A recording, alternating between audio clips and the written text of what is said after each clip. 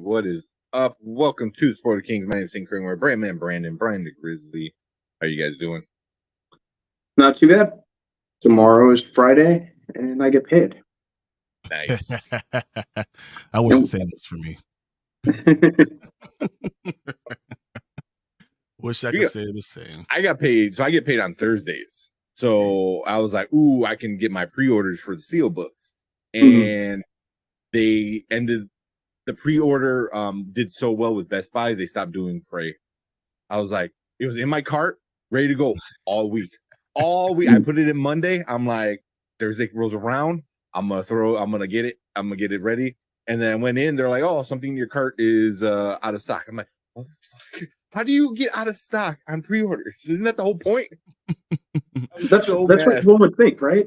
Yeah. So it says coming soon. I guess they'll open it back up eventually, but I was so pissed. I was like, because I really want that one. It is so funny you're saying that, because you know what? I got an email yesterday talking about Barbie. Say, hey, you pre-ordered Barbie. Guess what? It's coming out. You don't get it. I was like, when? It said January 24th, 2024. I was like, what? You pushed out to January? Already. Yeah. We already know it's not going to be here for Christmas. That's nuts. Oh, that does kind of suck. That's crazy. I'm so used to there being like a quicker turnaround for Blu-rays. Still the number one movie in America. Yeah. Yeah. That's the thing. It is not leaving theaters anytime soon. It just started its IMAX. They just put it in more IMAX screen like this past weekend. So yeah, it is. I'm not even mad. No, I'm not even angry. I'm like dinosaurs. Who we got in here? The View with Drew. What is up? Hey Drew, what's going on? And some good news. He said, not much. I have some excellent news to share. Everyone, I just hit 600 subscribers. That is awesome, Drew. There we go. I got some figure from Lego Marvel. Oh man, the Lego Marvel minifigs are out. Just wait, Tank. Just wait. Well, we're looking. I know they're out in like the West Coast, but they're not. I've been checking, and they're not out here. I never told you there's a minifig store right down the street from me. There's a minifig store not too far from me too. Like Bricks or something it's called. Yeah, brick. Yeah, it's the Bricks and Minifigs, whatever. Yeah, that is not that one. It's pretty cool because I do have some duplicates. But now what they did, because so many people, because they come in a bag, right? And people would like just rip open the bag and see what's in it. Yeah. Now this is the first series they're putting them in boxes.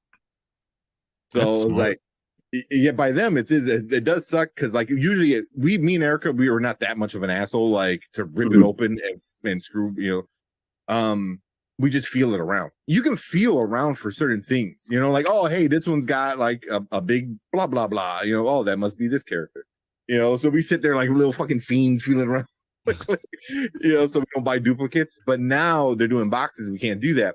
There's some amazing person on the internet this figured out which box has what to do with which one, what you're going to find in each one by serial number? Weight.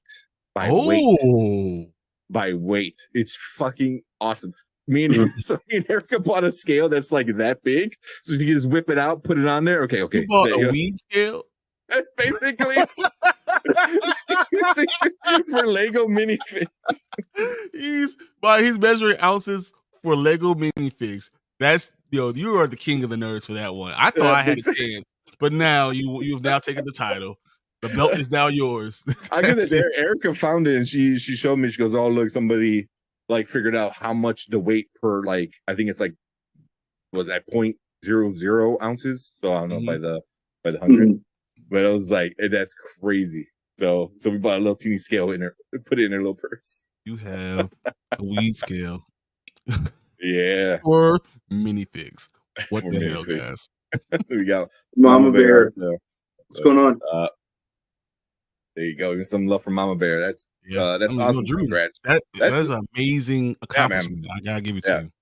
Super, super, super big shout out, man. Congrats on that. That's anybody watching right now, go check out View with Drew. He does like some really cool little like shorts with the minifigs, makes like little scenes that happen and stuff like that. So it's it'll be like cool. A stop clay motion, but it's with minifigs. It's really cool. You should just check it out. Yeah, for sure. The depressant said, I watched your profile picture, Logan, a few days ago. And I see why your picture. It was a great movie. Yeah. Logan is like one of my top 5 favorite. Yeah. Yeah. That's awesome. They say, yo, everyone is in a tank top except Tank. Come on, let's go, Tank. Bring it in. Hey, maybe a couple years ago, man. Hey, I've seen Tank.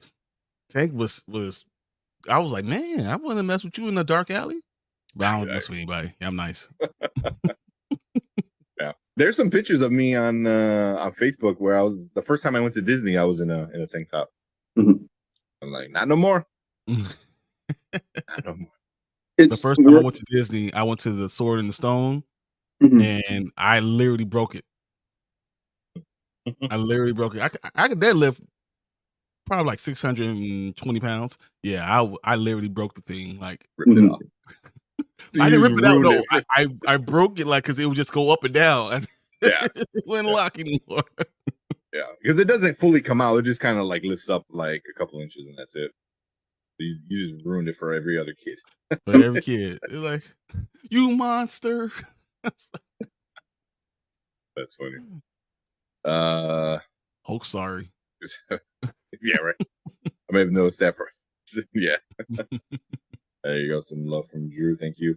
What's up, Sport Kings? How you doing tonight? We are good. Jason, what's going on, buddy? What's up, Jason? I know Jason was in Zach Attack's reviews channel last night. That was such a fun stream. That was so awesome. Well. I didn't even want to answer questions. Like, I was like, man, I was watching for hours. I was like, why am I still watching?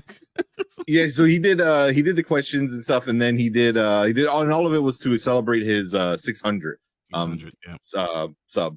But then he wound up going to like, I think like by the end of the stream he was like 630. Yeah, 634. You're already halfway to the next number almost, or a third of the way at least. But he did the race and gave away a code. And we know how that goes. That was a blast. He had fun. Everyone was laughing and stuff. And then he wanted to do another one just for free. I'm like, wait, I'll sponsor it. Here's a code. So I'm like, so here's a code. And I think See For Yourself won that second one. Yeah. So I think Purpose. So, but it was just a fun one, man. He had a bot in there, and that was just funny. Yeah, I remember that one. Yeah. And then it was just fun. I mean, they're telling other smaller channels and trying to get their numbers up, the subscribers up, and people were going from like 80 to 110. That's what it was. Just a love fest yesterday, man. Zach was just like everyone that was close to the next like milestone. They're just like, hey, this person's at like 5 away from 150. Go get over there. This person's like a couple away from 100. Go over there. And they just been like just popping at everyone's channel. By the time it was done, oh man, that's awesome. They're at like 115. If they're like 10 away from 100, they're at 115. Like 25 people went and visit their thing. It was amazing. I think like movie minute talk, I believe, or movie something like that. Movie and train studio, movie minute review, something like. Yeah, like everyone. It was such a love fest, man. It was just like, let's all support each other. It was boom, boom, boom, boom, boom. So, and Jason was in there. It was super fun, man. Said loved your comment about Zach became Santa Claus with subs yesterday. Oh yeah, that's basically. I heard what you said, but I thought it was more like Oprah. You'll get 100 subscribers, and you'll get 100 subscribers. It was so funny. Yeah, he was Sub-a-Claus. Sorry, I didn't want to miss L because come on, not gonna miss L. Told you she's my favorite, guys. Don't tell Cookie. I say that about everyone, all 3 of them, no matter what comes on. And then Barkley comes in, and I'm like, yeah, he's my favorite. He's my favorite. What we got? We got Cleves in the house. What is up? What's up, Cleves? They said, I just came to the stream and wanted to know what your impressions of Star Wars newest show, Ahsoka. Did you guys watch Star Wars Rebels? Yes and yes. Yes. And yes, you will hear our impressions of Star Wars newest episode. Yeah. And I am, oh man, like got some words, huh? Ooh, man, like, of excitement. This is just knowing what Filoni could do, and how much of a nerd he is, and where they could though, it's goosebumps, man. It could be mind blowing. It could be super awesome, which I think it will be. So, you hear oh no, the Exorcist Really? believer It moved. moved? I didn't Yeah. know that. Also, I found out. Well, yeah, I'm gonna start this. I'm gonna bring it back because I found out why Dune moved.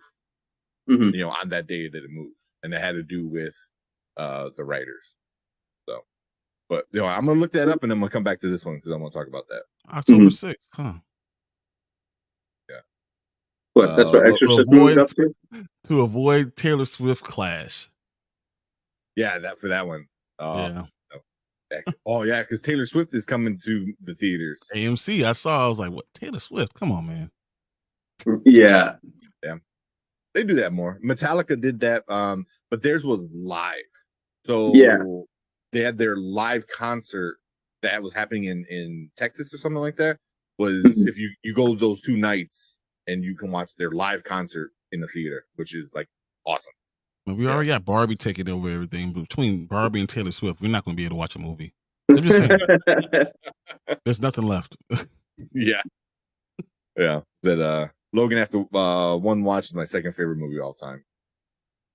It's up there, man. Up there though. Yeah. It's in my top 3 of favorite comic book movies. Yeah. Exorcist movie looks amazing. Can't wait. It does. I'm super excited about it. How many times you seen an Exorcist movie that's a sequel that actually has real actors in it? Yeah. That's why I was surprised. I was like, "What? You have real people?" I want it to be awesome, but it's from the director of the last several Halloween movies, so I'm not getting my hopes too high up. Mm-hmm. I hear you. I hear you. Maybe I'll be proven wrong, but he didn't really inspire he didn't really give me too much good faith with the last 2 Halloween movies, but I'm biased because I love the Halloween. I like the original Halloween movies. I liked Halloween 2018. I thought he got off to a good start, and then the sequels just. I mean, they're trying to do too much. He did Pineapple Express. That's probably. I was gonna ask, what else did he Mm-hmm. do? He did Pineapple Express. He did Your Highness. He did Stronger with Jake Gyllenhaal. So he's not a bad director at all. I'm just not sure he's the greatest horror director. I actually liked Your Highness. It is not a good movie, but I liked it. It knew what it set out to do. Exactly. I mean, it's Danny. That one is Danny McBride. Danny McBride. And Danny McBride he's awesome. He is so underrated as a comedy actor. Yeah. Well, he needs to be more shit. Yeah, I like him. Yeah. I just got done with a couple videos about masterpiece movies and TV episodes. Ooh. Okay. I want to see that. Okay. Yeah. Love your comment. Yeah, saw that one. Zach is GOAT. Yeah. First video gave him what is that? Zach is GOAT though. Young him in the first video gave me the light skin there. But I know he did watch his older videos, and he put his first video like a trailer video, and like he has the mic, and I know exactly what happened. After he has the mic here, but it sounds like shit because I don't think because you're looking at you probably on your web. The audio's coming from the webcam, and it's in the small room, so it's just like super blown out and echoey. But he even said it. That's like your first video, man. We've all done that. But it was fun watching. What's up, Horror Geek?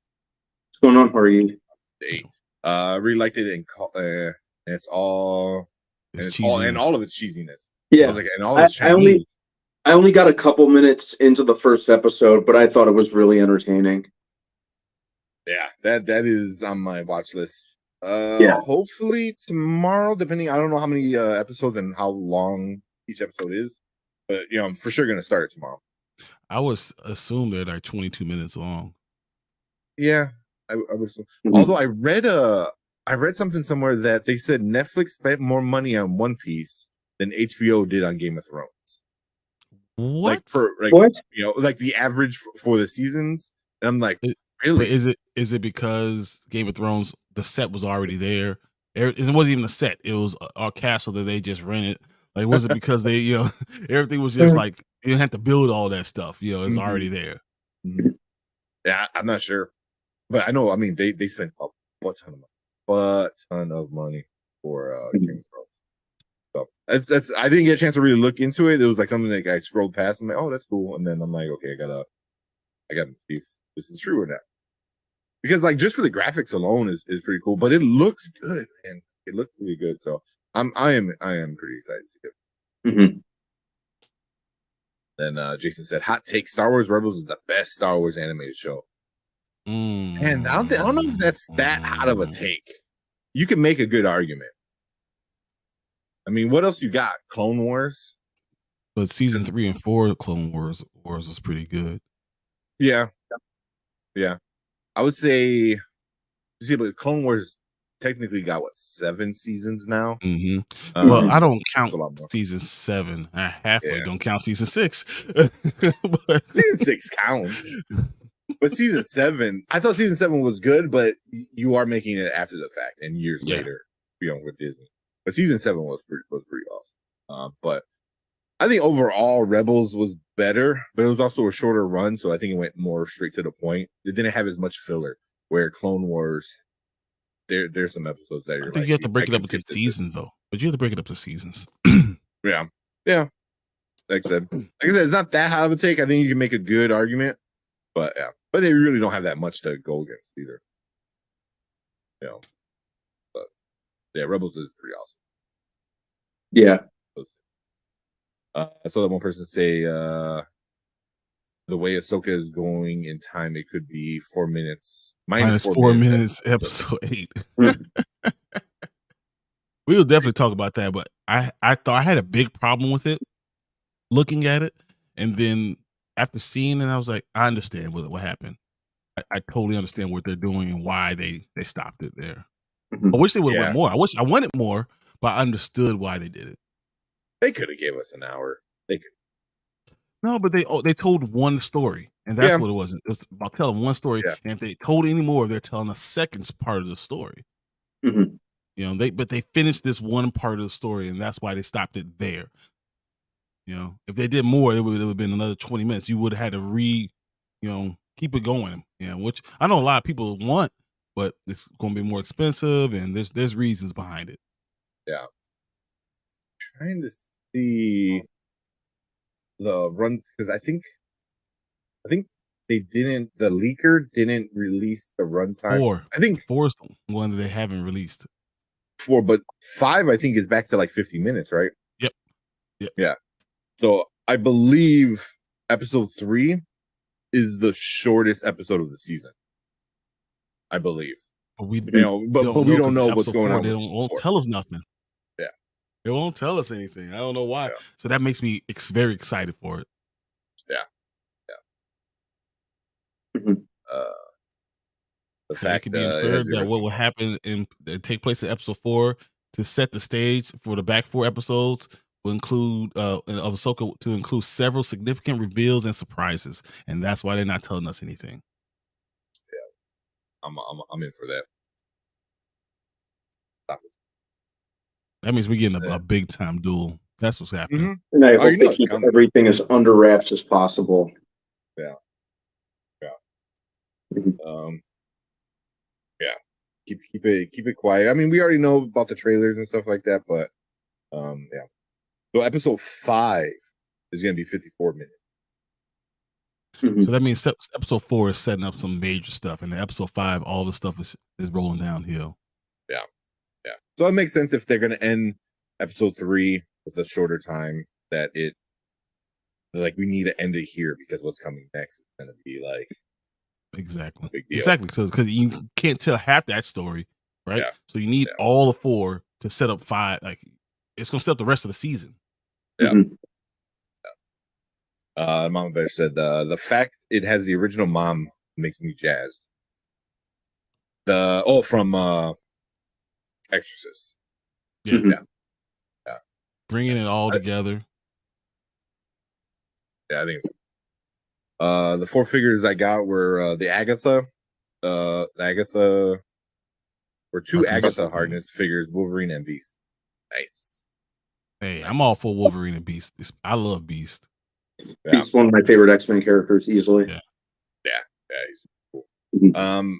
There was a Reddit group I was in that we would trade minifigs. So Minifigs. like all my extra duplicates, I would like trade them for other stuff. So, but now I just go That's to the fine. brick store. I just get a big bundle of like duplicates and go to the brick store. These are my minifigs. Minifig dudes. Yeah. Still need Moon Knight and Werewolf by Night. Yeah, That's hard to find. I've heard Yeah. people saying that. yeah. I gotta look up the rarity for each one. But we do my keep watch burn later. Yeah, Actually, I think this is actually a good time to do it. Mhm. His keep watch burn. I thought myself, I have no clue what you guys are gonna think. And Which let one's me the bring it up right watch now. burn? Let me You bring got it it? up. Yeah, Okay. I got it. All right, here you go. Keep, watch, or burn. Fight Club, Ferris Bueller, or Oh, wait, hold on. Shawshank Redemption. Do it over because let me get rid of the The Ahsoka? Ahsoka background. Yeah, it's different now. All right. So we'll do it one more time. All right. So keep, watch, or burn. Fight Club, Ferris Bueller, and Shawshank Redemption. Damn. And understand, friendships will end if you answer this incorrectly. Oh, this one's tough. Keep. Who wants to go first then? I'll go first. I'd Okay. keep Shawshank Redemption. I'd watch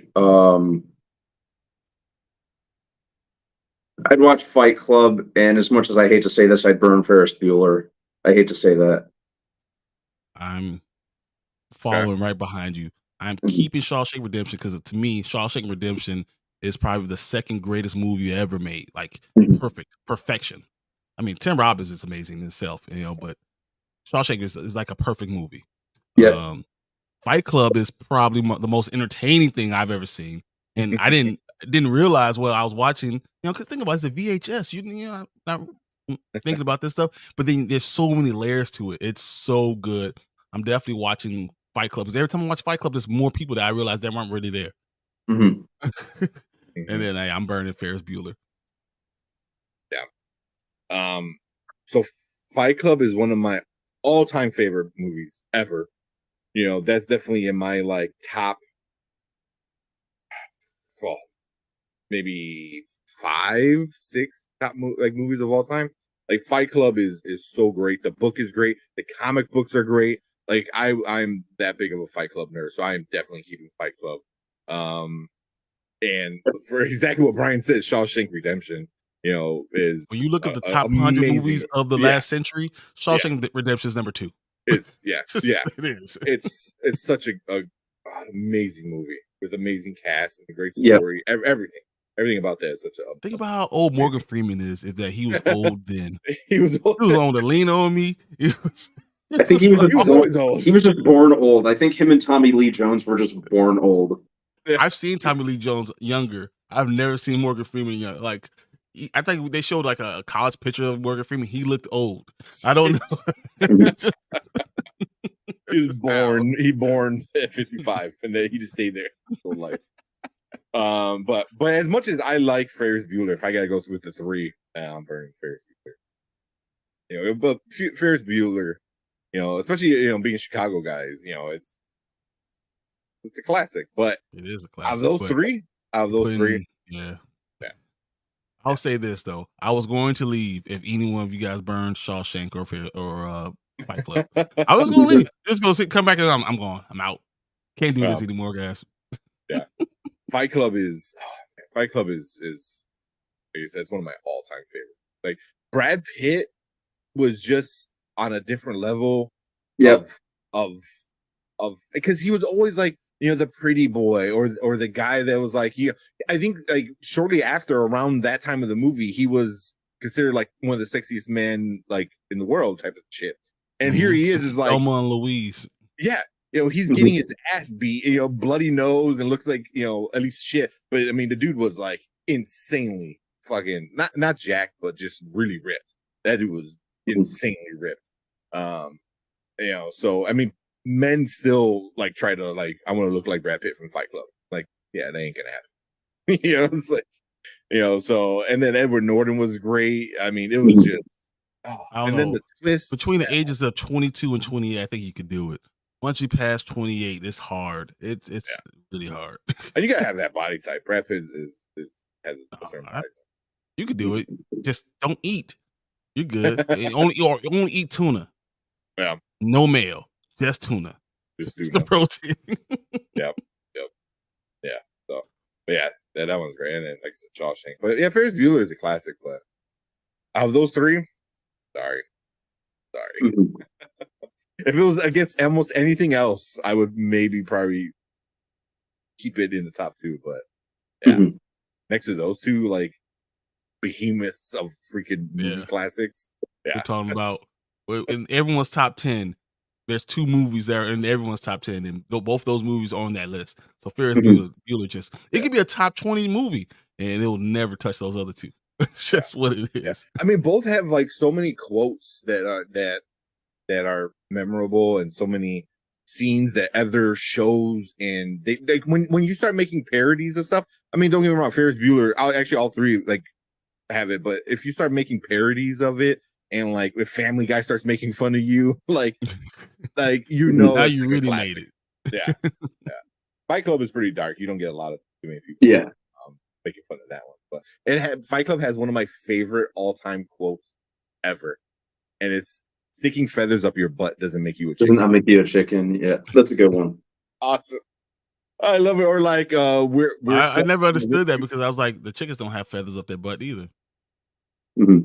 No, but he was like saying like I know the scenes. Yeah, I know the scene. Yeah, but like also the one where he's like, "Oh, we're selling the rich people their fat asses back to them." It's like, oh, it's awesome, man, because they make the soap out of the fat. Because they're calling them whales, guys. Well, yeah.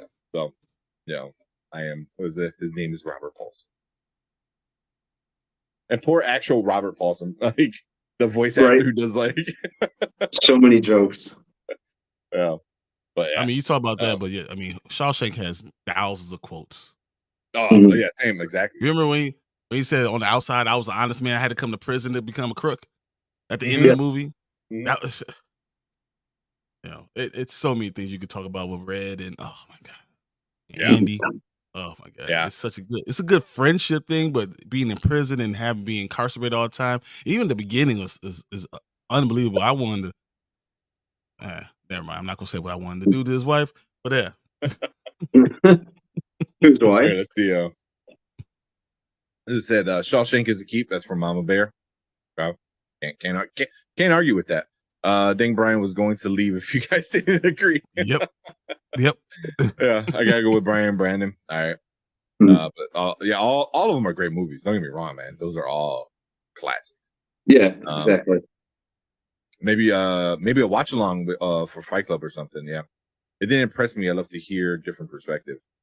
I wouldn't mind that, but once you know about the trick or about what's going on, it's hard. It's like Memento.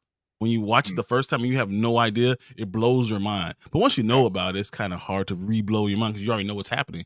And you mostly were pointing out, watch this, that didn't really happen. Yeah. But I think with Fight Club, when after you watch it multiple times, it starts making more sense and it starts making more like I don't know, it starts getting more in depth, because before you're like, oh, it's just like two guys and blah blah blah, and then you're like, oh, this is happening, but there's so many undertones and layers and stuff with it. Or you notice that no one's talking to one person, or no one's talking to another person, and they don't actually see what you're seeing. And it's really good. It really is. Yeah. Just all of the layers of Fight Club, crazy. But I mean, the writer of the book, is insane. The director, I can't think of his name, is Happy, amazing director. or not Chuck Palahniuk or something like that. Yeah, he wrote the book. Yeah, he wrote the book. He wrote some crazy fucking. Yeah, he wrote some other stuff. Yeah, he gets kind of crazy, but yeah. And Horror Geek said, keep Shawshank, watch Fight Club, and burn Ferris Bueller. All right. And then Brandon Davis said, "Oh no, there's no way you can burn Ferris Bueller. You have to though. What you gonna have to burn it? What you gonna burn? Shawshank Redemption? Yeah, where's that leave Shawshank Redemption? Yeah. What? Talk about great books. Stephen King wrote. Yeah. It's like one of the greatest writers of all time. Like Tim Robbins is like so great. When Morgan Freeman's the second name you say, that tells you something. Mm-hmm. Oh man, kill me, man. Burn Fight Club. Nah. What's that? I think you burn Ferris Bueller, but yeah. I mean, if it goes for me in order, literally, there's very few movies I've ever seen are in front of Shawshank Redemption. This literally is the perfect movie. The way it's written is a perfect movie. So you said it's number 2. What? I'm assuming everything else on the only movie that beats it is Schindler's List or some shit. Schindler's List, I have actually below it. It's below most of the Schindler's List is top 5 on most of them, but that's a what's it called a movie. Then you said it's always number Godfather is usually the number Godfather. 1. Yeah. That's what we should do. We should find whatever articles have like the top 100 movies and break it down. I'm definitely down for that. Yeah, that'd be a fun night. But yeah, that's cool, man. You said the tagline for Ferris was "One man struggle to take it easy." Yeah, like I said, it's a great movie. It is a great movie. I love Ferris Bueller. You know, like it is great. But out of those 3, it's my least favorite out of those. But that doesn't mean it's like horrible. So yeah, good. Keep watch burn. Preston, appreciate it. That's a good one. If you're watching on replay, let us know. Leave a comment. Let us know what you think. But yeah, that one was super cool. And then so I wanted to bring up because Dune moved to March of 2024, which kind of sucks, you know, big time for us. We were all super excited to see it. But I was watching a video and they were talking about the whole breakdown of the producers and the Writers Guild coming together and talking. And they finally met, I believe, earlier, like a couple weeks ago. I thought it was this week. Something like that. No, it was a few weeks ago. I think it was like the 16th or 17th, something like that, or 18th. Like it was then. Because on the 22nd, the Producers Guild released like, oh, here's what we offered. It's a really good offer. Like they're stupid if they don't take it. And then the Writers Guild didn't take it. So the money, from what I understand, and what the videos I watched talked about it was also that week, because I believe the producers came out on the 22nd and said like, oh, here's what we offered. It's great. It's amazing. Like they should take it. They're stupid if they don't. And then the next day, the writers were like, whoa, it's not that great. Look, and they break it down more. And then also, I think that was the day that Dune moved, because then they were like, well, the writer's strike ain't ending anytime soon, so let's push it back. So it was, I believe it was like, wasn't it last week? Was it like Thursday? I think it was much longer. What was that? Yeah. Everything I'm seeing is the 24th. Is when, or 23rd was the one that when they moved it, right? Yeah. So it was like last week, because it was right after like they came out with it, and the writers were like, whoa, it's not that great. We're not taking it. And then they got moved like that day. You know, they was like, well, let's just move, because it's not happening. Because I remember us saying like, oh, we're gonna see and wait to see what happens. And that's exactly what happened. It just, we don't follow it like that too much of it. So, but yeah. And then kind of the breakdown was like, they had some good stuff. Like the money was good. You know, I'm like, if it was all about the money, then the writers would, I think, take it right away, because it was good money. But then the problem was they were kind of like, yeah, you get paid a lot, but we're gonna make sure you don't work a lot in other places, so you don't get all that money. So You own like, if you work for us, then you are working for us, and Mhm. you know, and Kinda. they're less free agency thing. Because I mean, more or the less. Writers Guild said something about like it's neither nothing nor nearly enough. They want a lot of concessions, and it's Mhm. because they were getting hosed before. So like they And it's not this even is the about the money time. right now anymore. It's about the other thing. So like one thing I learned about was like they're called mini rooms. So it's when a showrunner comes in, it's like, hey, I have this idea, and then they create a mini room. So it's some writers come together, like a handful of writers come together, and they kind of write out a bunch of episodes to give a good pitch to see how the show's Mhm. going to play out. Right? They don't get paid for that, like at Mhm. all. And they're like, we should get paid for this. You know what I mean? But, And then but especially if it gets picked up, they're not guaranteed to continue with the show. So now they could have done Mhm. all the work, and their work is being used, and no, they don't get paid for it. it's not even just that. It's also the fact that if they come up with great ideas, ingenious ideas that it comes paramount to the show, Mm. it's no Mhm. longer their idea because they pitched it during that time. The Yeah, studio could take their yeah, idea, run with it, and not hire them. yeah, yeah. Mhm. So So like the your whole mini room intellectual thing is property crazy. is your. I mean, it's only your ideas. So if you bring that idea to them, they could take it and run with it and never give you anything. That's Yeah. nuts. But I think the biggest thing is the AI. Is they don't want any AI at all whatsoever, none, zero. And then the producers were like, well, if we use AI and Yeah, you touch it, it's yours. and then the director said it wasn't all that bad, the CG. Yeah. the, Mhm. the AI. Yeah. Hang on, All guys. I I'll be know right is back. Okay. that's the one thing you're not going to get rid of, though. I think AI is not something that's going to be totally Yeah. going away. Why would someone have that technology and not want to use it sometimes? So I mean, but I as a think it has to writer, be, it has to be yeah, but it has to be there's when there's they need technology out to, there that they're going to yeah, have to have some concessions on that. What they need yeah. to do is put limits on it, but there's no way they're going to not go with it. Well, that's what I think. I think the producers gave some pretty good limits, and some limits that were like, yeah, that's not gonna fly. But it was like they can have an AI write a bunch of shit and then give it to the writer, and then the writers are like, oh yeah, we're gonna change this, this, and this. The producers like, but as soon as you touch an AI made thing, like we won't give the AI credit, you get the credit because now You it's get it? your thing. So I'm like, okay, that kind of works, but No, then that definitely works because you're but going to then use AI no matter what. yeah, but then they're afraid that it's slowly gonna snowball into, well, we're gonna start using AI more and more and more. So that's why they're super against AI, because But you're the not more going they to be able allow to it stop in, that.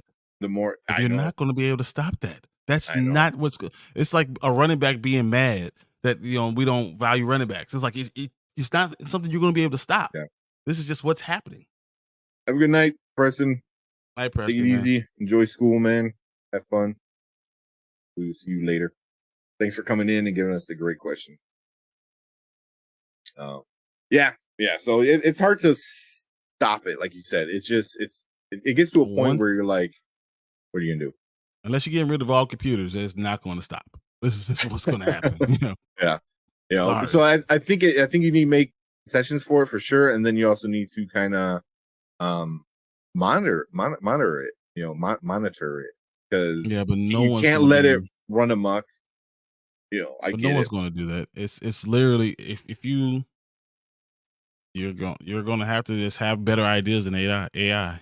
That's literally, and I think the biggest point for me would be all my intellectual property has to be mine. So if Mhm. I came up with an idea and you gave it to AI, it's still mine. Yeah, which I think, as far as I understand, that's what they're gonna do. So it's like your idea, but they'll make sure you get the credit for it. They'll give you an AI pitch thing, and you can change it all or now keep some of it and stuff. So like, it is what it is. But I think AI is the biggest thing, and just the little details of like how long to keep people. Because then there's other things of like, if you're on the show working for this long, what was it? It was something like, a lot of it was to the discretion of the showrunner, Mhm. And then that becomes an issue because like, well, the showrunner is like, well, we don't need you anymore, and get out of here and bring in another writer, and that's where they start to mess up because then you start finding loopholes in it. So they're trying Yeah, to but get isn't that more how everyone security works though? If you're not yeah. good at something, someone else could come and take your job. That's just how Well, it's it not even that works. you're good at it. It's like If you're not I succeeding and they don't like it, Well, it's not that. It's money. It's like, hey, I need more money to get my actor I want, so I'm gonna get rid of you because you, as a writer, you're getting too much because you already been on for 6 weeks, and I'm gonna go get somebody else that can, write just as good as you, but they don't. I thought that they also said that if you hired them for a show, you are you working with them, and you're guaranteed your salary for a certain amount of time. Like it's almost like you're signing a contract with them, so they But it's can't. yeah. Where's the video I watched? There's so much I'll stuff. let you know. Yeah, because then a lot of it, that was a lot of the issue too, was like a lot of it was to the discretion of the showrunner or whatever creative person's in charge. So then they can just get rid of you after a certain amount of time. So, But they can but do the that money anywhere. isn't the problem right now. Well, no, it's like if you're like, we need to stay on because you helped create it, you help wrote for the showrunner kind of thing. So it's kind of an issue. And then residuals are a big one too. Okay, You know, residuals. I know that's still huge. residual for actors, that's a big one. But yeah. What up? What's up, House of House of Nerd Nerds? Show. Yo. Once again, this is my daily public announcement to go to houseofnerdshow.com. It is the best thing, especially if you like comic books, you like being the author, understanding illustrations, understanding all those type of things. They have so many meet the authors. They have so many things on their stream that are so cool. And it's all on the website. And he's done a wonderful job, Sergio and El. And you guys have done such a wonderful job, and it's all there. And it's just start to look for things. And when I go to my comic book store, and like this was a very short week, very slow week. I probably only spent like $20. Just wasn't a lot of stuff for me because I had a lot of stuff already going. I check the website. You can see what else you need to be looking for. You can go to Independence and find a great story, and that's what I always do. So I suggest you guys do so. Check it out, houseofnerdshow.com, guys. Yeah, just for the comic book thing. It's gonna be a commercial, guys. Yeah, right. I know you need to see an edit so you can play it. So I watched this earlier today. This Dan Morrell, and he talked about the WGA rejects proposal to end strike, all the details. And he breaks it down like section by section, and it's really good, especially if you're into this kind of like nerdy stuff. And he kind of gives you like a breakdown here of what they proposed, what the initial offer was, which all the initial offers by the producers were just like, yeah, we ain't doing nothing. Like the initial offer was like nothing. Like no, shut up and go to work. It's a normal 3%, 2% cost of living increase instead of guaranteeing that you're going to be there and actually taking care of them. Yeah. That's what. Yeah. So ultimately, the money wasn't the rewrites. They wanted guaranteed. Here they, meetings with the executive regarding concerns about the writer workload. So they were talking about workloads and stuff like that too. So, there's other issues, but like it seems like it's not about the money. So I highly recommend if you are into this stuff and you want to know more about the details. This was a great video. Dan Morrell, just WGA rejects proposal offer. And it's good, man, because like I know one thing, like, Chillmonger, friend of the show, he was talking about how the last time the writers went on strike, they just caved, which he's true. So he kind of says like he's not fully behind them. I don't want to like mix his words up. He just says like, don't cave again. Like, like don't be like that, which I get it, but also like it's hard. It's money. It's hard. It's your life. You have houses. Are you willing to lose your house to fight for someone in the future when you might be okay, but with the current deal? That's the question. Yeah. But not only that, it's like the strike just doesn't affect the actors and the writers right now. It affects everyone in the industry. We're talking about makeup, costume design, VFX artists, but they're unionizing. The VFX are going to are unionizing too. But no, they're Yeah. talking about overall, not just Disney. Like, because they watch Disney, they watch Marvel. They're talking about they could do it even, start building bigger and bigger. Mhm. If We you all see grab what happened with 5, the indefinite delay of Beyond the Spider-Verse, you know. Mm-hmm. but Yeah, what that's can a you do? perfect Yeah, example. you can't do nothing with it without Yeah. writers and VFX and illustrators and all that stuff. Mm-hmm. Mhm. So yeah, I mean, especially with that one, you hear all the horror stories that came out of Across the Spider-Verse about all the VFX teams. Like they basically work 100 hours a day, kind of shit, which is crazy.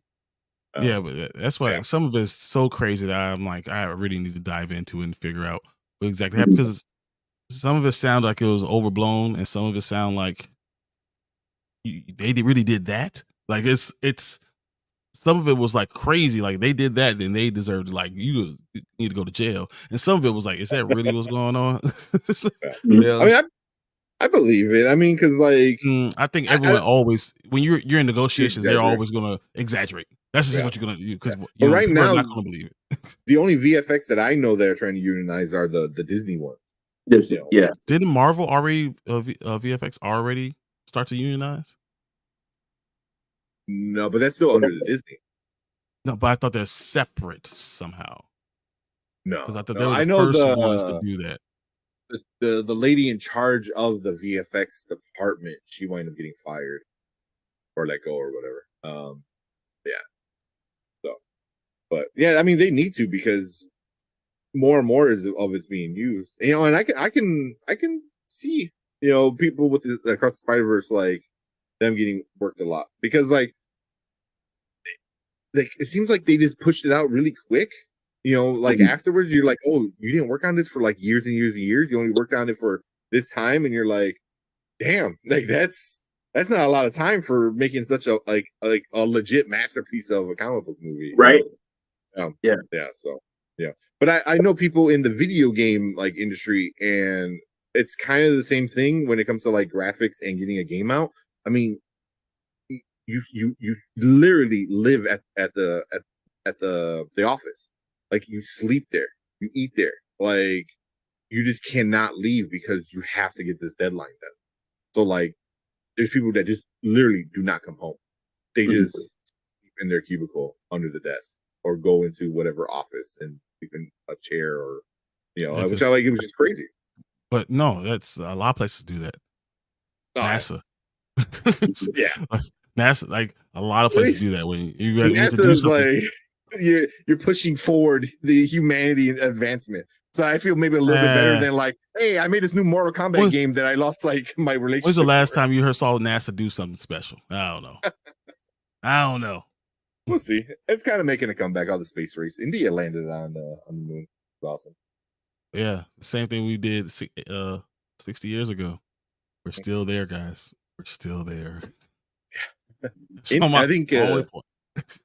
I want to say India landed on a spot that no one else was ever able to land on. I think on one of the poles. Because I again, why I love Interstellar. I am a big nerd, especially when it comes to like space and stuff. But and they said, this is hilarious. India spent less money landing on the moon than Christopher Nolan did making Interstellar. That makes sense. I believe it. That's insane, man. You got call centers.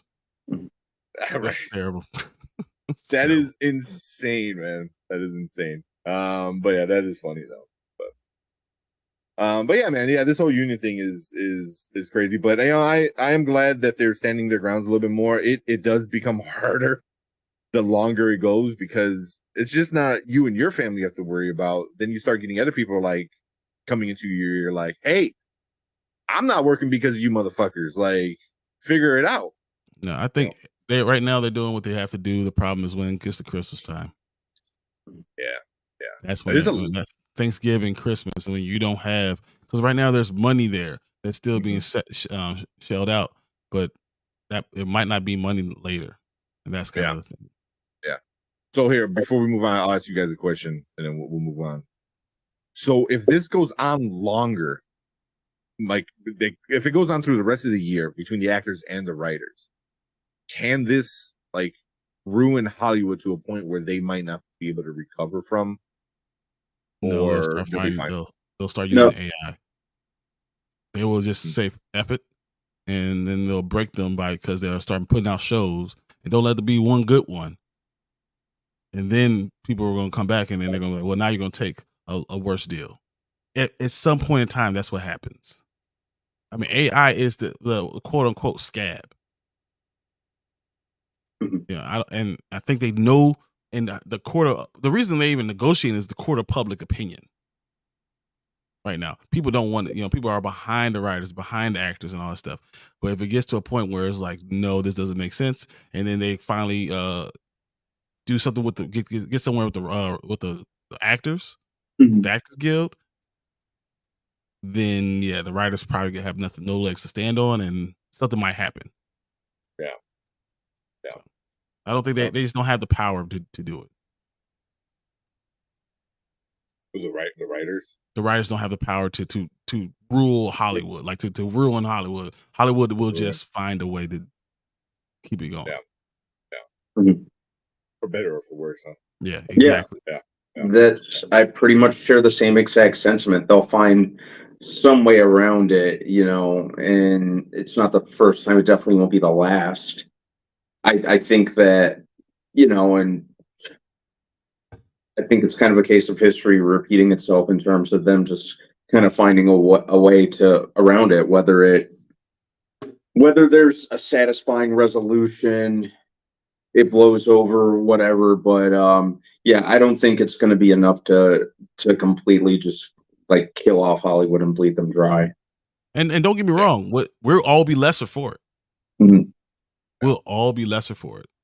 Yeah, I got my magic. The Oreos, chocolate covered Oreos. Look at you, but no milk. Yeah. give her some milk. No milk for me. Ruin me. Now I have to leave the show. It's some lactate, man. Yeah.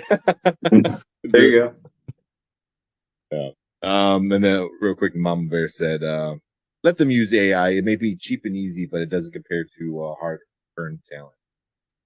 But they will do it one way or another. They'll do it. Yeah. I mean, look what they did with Secret Invasion. With everyone hated that intro because it was weird.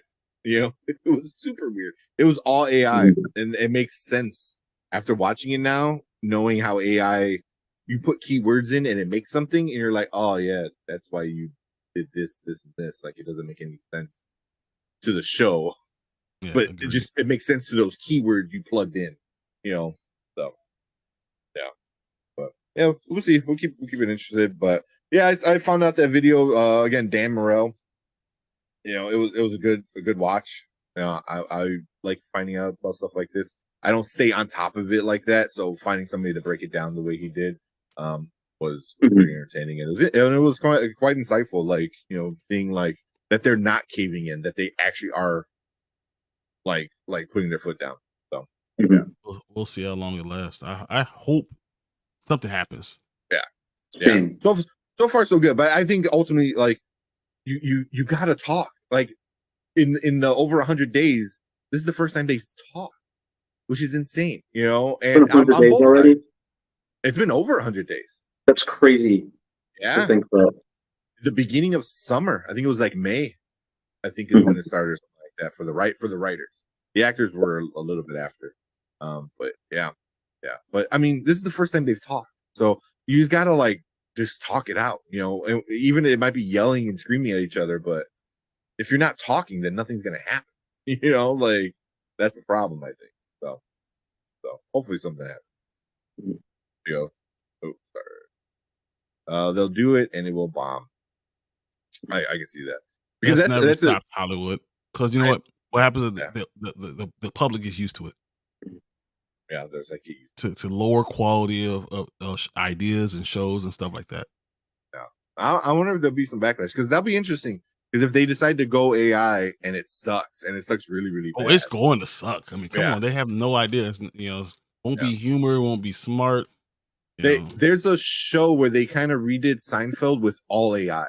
I think the animation and the dialogue, and it's horror. It's like stick figures or something along those lines. And the dialogue makes no fucking sense. It makes no sense. I was like, it's so stupid. It's so bad. Yeah, it's on YouTube somewhere. If you type in like AI Seinfeld or something like that. Yeah, but I'll argue the I mean, Seinfeld didn't make any sense either. So the source material. Wow, but cool. But I don't know. I thought that'd be interesting to bring up with everything going, moving around and stuff like that. But especially with Doom, I didn't know The Exorcist moved. Oh, Yeah, I thought The Exorcist because of Swifty. Yeah, Mhm. they moved it because of something else. But yeah, but cool. Let's move on. Let's get to some of these other comments that we might have missed real quick. Horgeek said he got certified fresh on Rotten Tomatoes. Shocking for a live action anime. Talking about One Piece. One Piece. I've heard. I can't wait to watch it, man. I'm not even that big of a One Piece fan, but I'm Same. like super Like, excited to see it. I don't consider myself a huge One Piece fan, but I was pretty excited. The second trailer, Mm-hmm. the first one for that matter, kind of had me on board. So I've been doing a little more like kind of catching up the past couple weeks and watching previous episodes. But I wouldn't fancy myself like a huge One Piece fan. Yes. But my sister and her boyfriend are huge. They watched every single episode, like every single, like 1,000 something episodes. And they're, at least my sister said she's like pretty excited about it. So okay. And Drew said, what are some comic book characters you feel got overlooked? I think Beast, because he doesn't get talked about that much when compared to other members of X-Men aside Wolverine. That's because in the 92-97 series, he was always in jail. That was such a shame. But smartest men. That's just what happens, and that because of that, that's why. It's not as popular, but he's an awesome character with awesome abilities. Yeah. Right now in the comic book run, I got to get caught up, but him and Wolverine are having like fucking battle to the death. Like, and Beast went through another mutation, so he looks different now. He's a little bit more leaner and stronger, and a little bit more beastly, but smarter. Along the way. He'd be smarter than what he already was. Okay. Okay, I'm all for it. Right. Yeah, I think he went through another mutation. There you go. Yeah.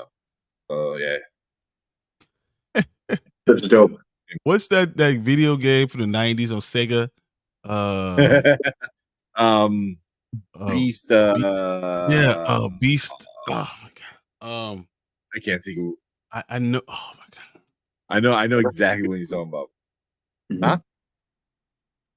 Not Altered Beast. Yeah. Yes, that's it. Yeah. Looks just like Altered Beast. That's exactly what he does.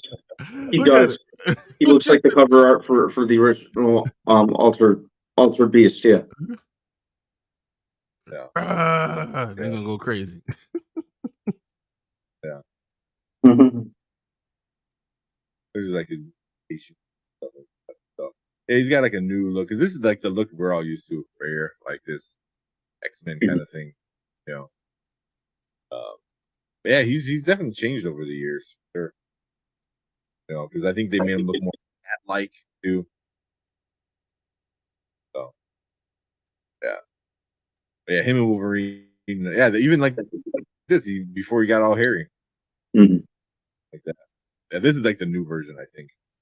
Yeah, that's not bad. Could be wrong. There's a newer version. But yeah, him and Wolverine are going at it, which is kind of crazy. So I need to get caught up with the Wolverine storyline. Yep. Be next on my list when I go tomorrow. Yeah, I think they're in the high 30s on that Wolverine run. Something like that, like 38, 39. Jason said they are is Clone Wars, Rebels, Resistance, Visions. Visions doesn't fully. Visions is awesome, but it doesn't count. It's not really canon. It's not a series, really, and it's not canon. And Bad Batch. Yeah. Yeah, I forgot about Resistance. It was a little too kiddie for me. Mhm. Too kiddie for me, so I really didn't watch Resistance too much. I heard it's pretty fun. Bad Batch is fun. But yeah, Visions is awesome. So good. Prince said, I'm gonna call sleep. Yeah, I thought yours. Yeah. say that. Head out. Yeah, I get it. I get it, Preston. Mhm. Mama Bear says Psylocke has a great story arc, one that would make a great movie. You know, I never really read about her too. What you're gonna have to do with X-Men is you're gonna have to go with the main 5, and then you have to make it a really good movie, and then you have to branch out from there. That's what's gonna really have to happen. And as long as you do it well and give them all backstories, I think it'll work. But I do believe no X-Men are going to be coming in until they do this reboot. The soft reboot is going to happen after Secret Wars, and I think X-Men don't come in to after that. I agree. I think they're bringing in all the Foxmen, the Fox X-Men into Secret Wars, I think, to kill them all off. Mm-hmm. Exactly. And now you at least introduce mutants, and they're gonna like, oh, here's our mutant. But yeah. You guys got any other topics before we jump into Ahsoka? I only want to talk about Henry Cavill. That's the only thing shit. I want to talk about. Fuck yeah, man. The entire time I was like, "Oh, okay." Yeah. I put it in the freaking in the title. So we got Henry Cavill is in the conversation again, but not for Superman this time, not for New Witcher, not for Warhammer, but he is coming back as McCloud. Yep, of the clan McCloud. Yeah, yep. McCloud in the Highlander. Highlander is one of those kind of cult kind of things. My grandfather loved Highlander so much. I've seen that first movie a bunch of times. I've seen the show. I watched the TV shows. I watched all. You watched the show pretty often. Yeah. But yeah, the first one was good for me at least. I did, down to more nostalgia than anything. But they are remaking it. The director from John Wick is going to be a director. Henry Cavill is going to be the main character, and Highlander is really cool. Yeah, there only be one. Yeah, Henry Cavill should play the Kurgan. Ooh.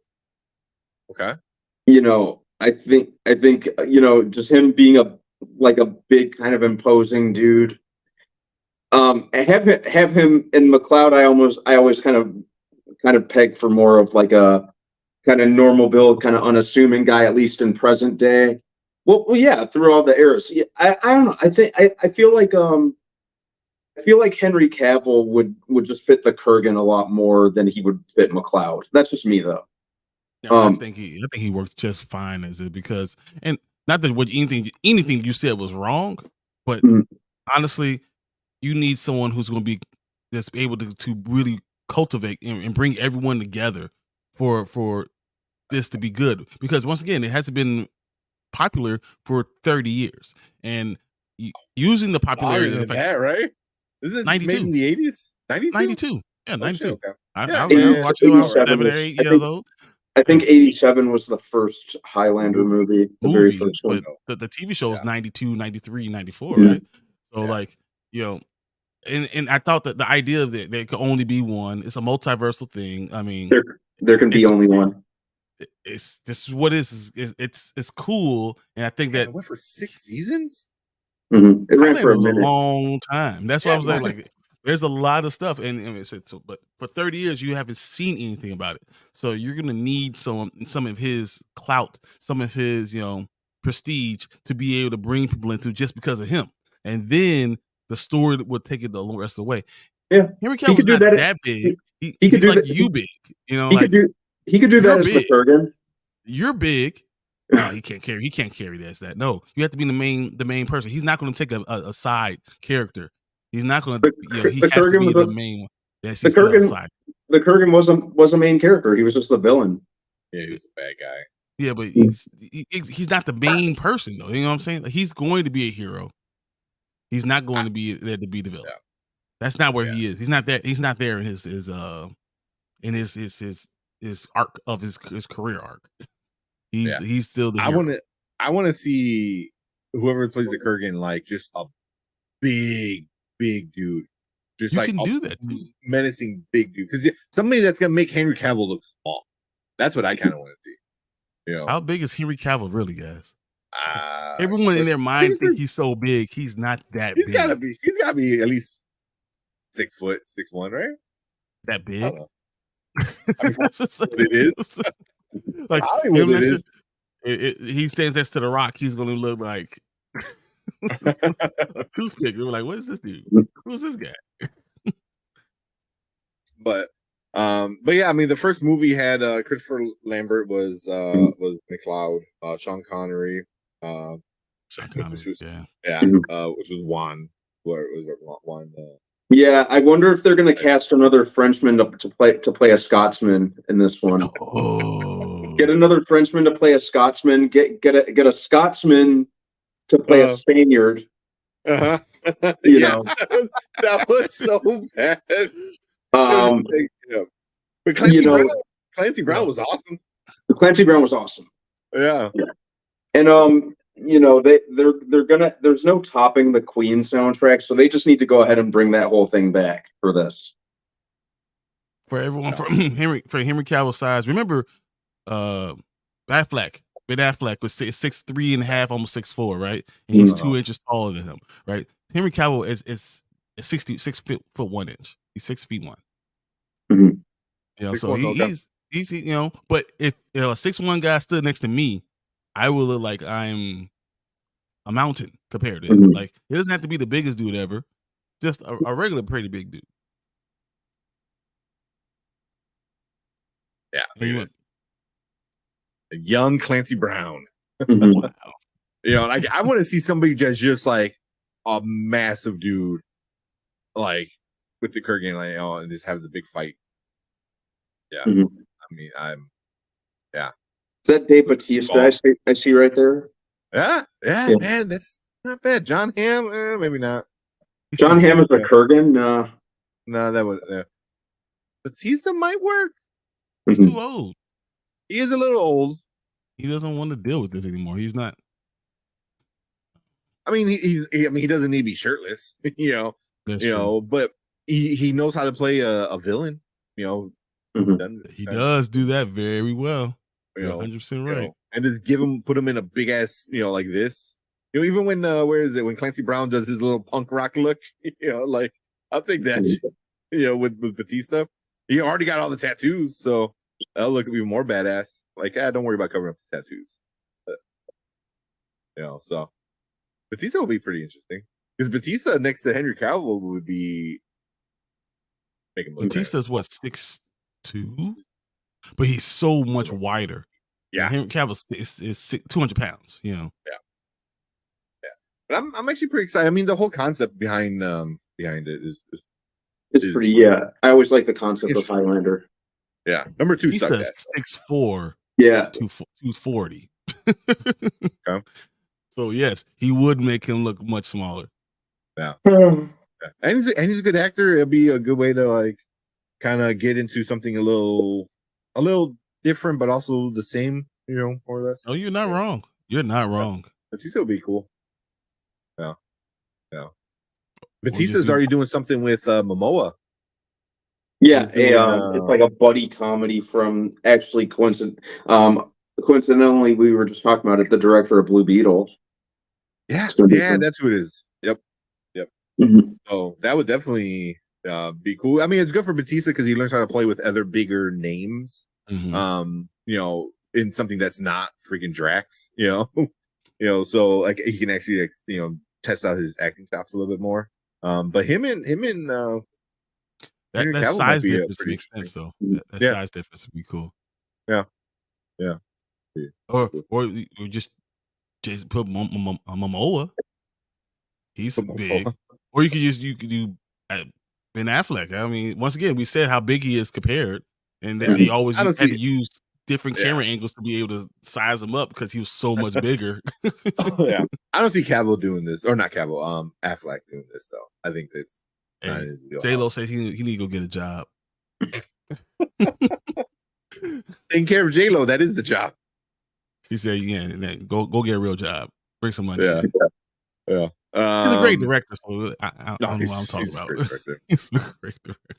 Let's see what some of these comments are saying. Mom Bear said, "No worries, we'll get to see Cavill as a roguish character." Yeah. In what this or? Well, I think this would still be cool too, This, especially as you go further along in the seasons. Like depending on what they do in the movie. Yeah, I think they'll probably follow more of the first movie, but they did say the director or whoever whatever said it would be stretched out. Mm-hmm. Like what the hell? The Gathering wouldn't be done in the first movie. It would be like later. So I'm like, nice. They actually can spread out the lore a little bit and you can kind of figure out like why they have this calling, this urge to go and fucking kill each other and win the prize that they don't know what the prize is. It's just So yeah, I think Rogue's character she meant in the Rebel Moon franchise. Oh. Hey, I'm all for Rebel Moon, but whatever. I think the only one going back with him is Ray Fisher. Yeah, he's the only one going back to that. He's in Rebel Moon. I forgot about him for a minute. Yeah. Xavier said, "Yeah, 6 seasons. I'm still on season 5. Man, I haven't watched that since we all stopped at season 5 though. That's the last one. I don't even remember." Mom Bear said, "I think he's 6'3", give or take an inch.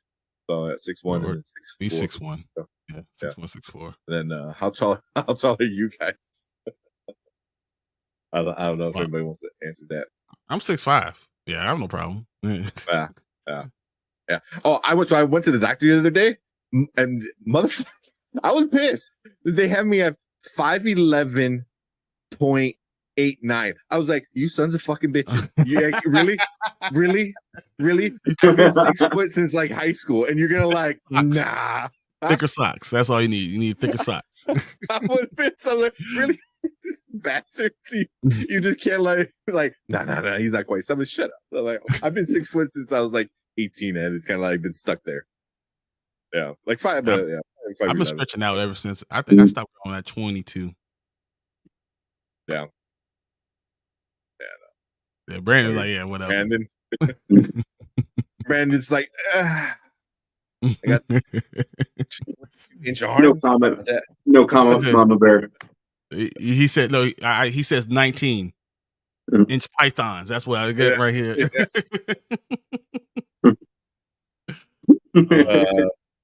Affleck has his own studio. He does. Yes, he does. I forgot the name of it though. Yeah. Well, at 5'4" represents a like fuck yeah. We don't need to go there. The Snow White and the Seven Dwarfs again. Oh God. What happened now? No, the same thing. Just the same thing with the whole not having no people and people getting upset. Yeah, I know. Well, we touched on it the other day. Yeah. I know. Rachel Zegler had quite a bit of resentment for the original.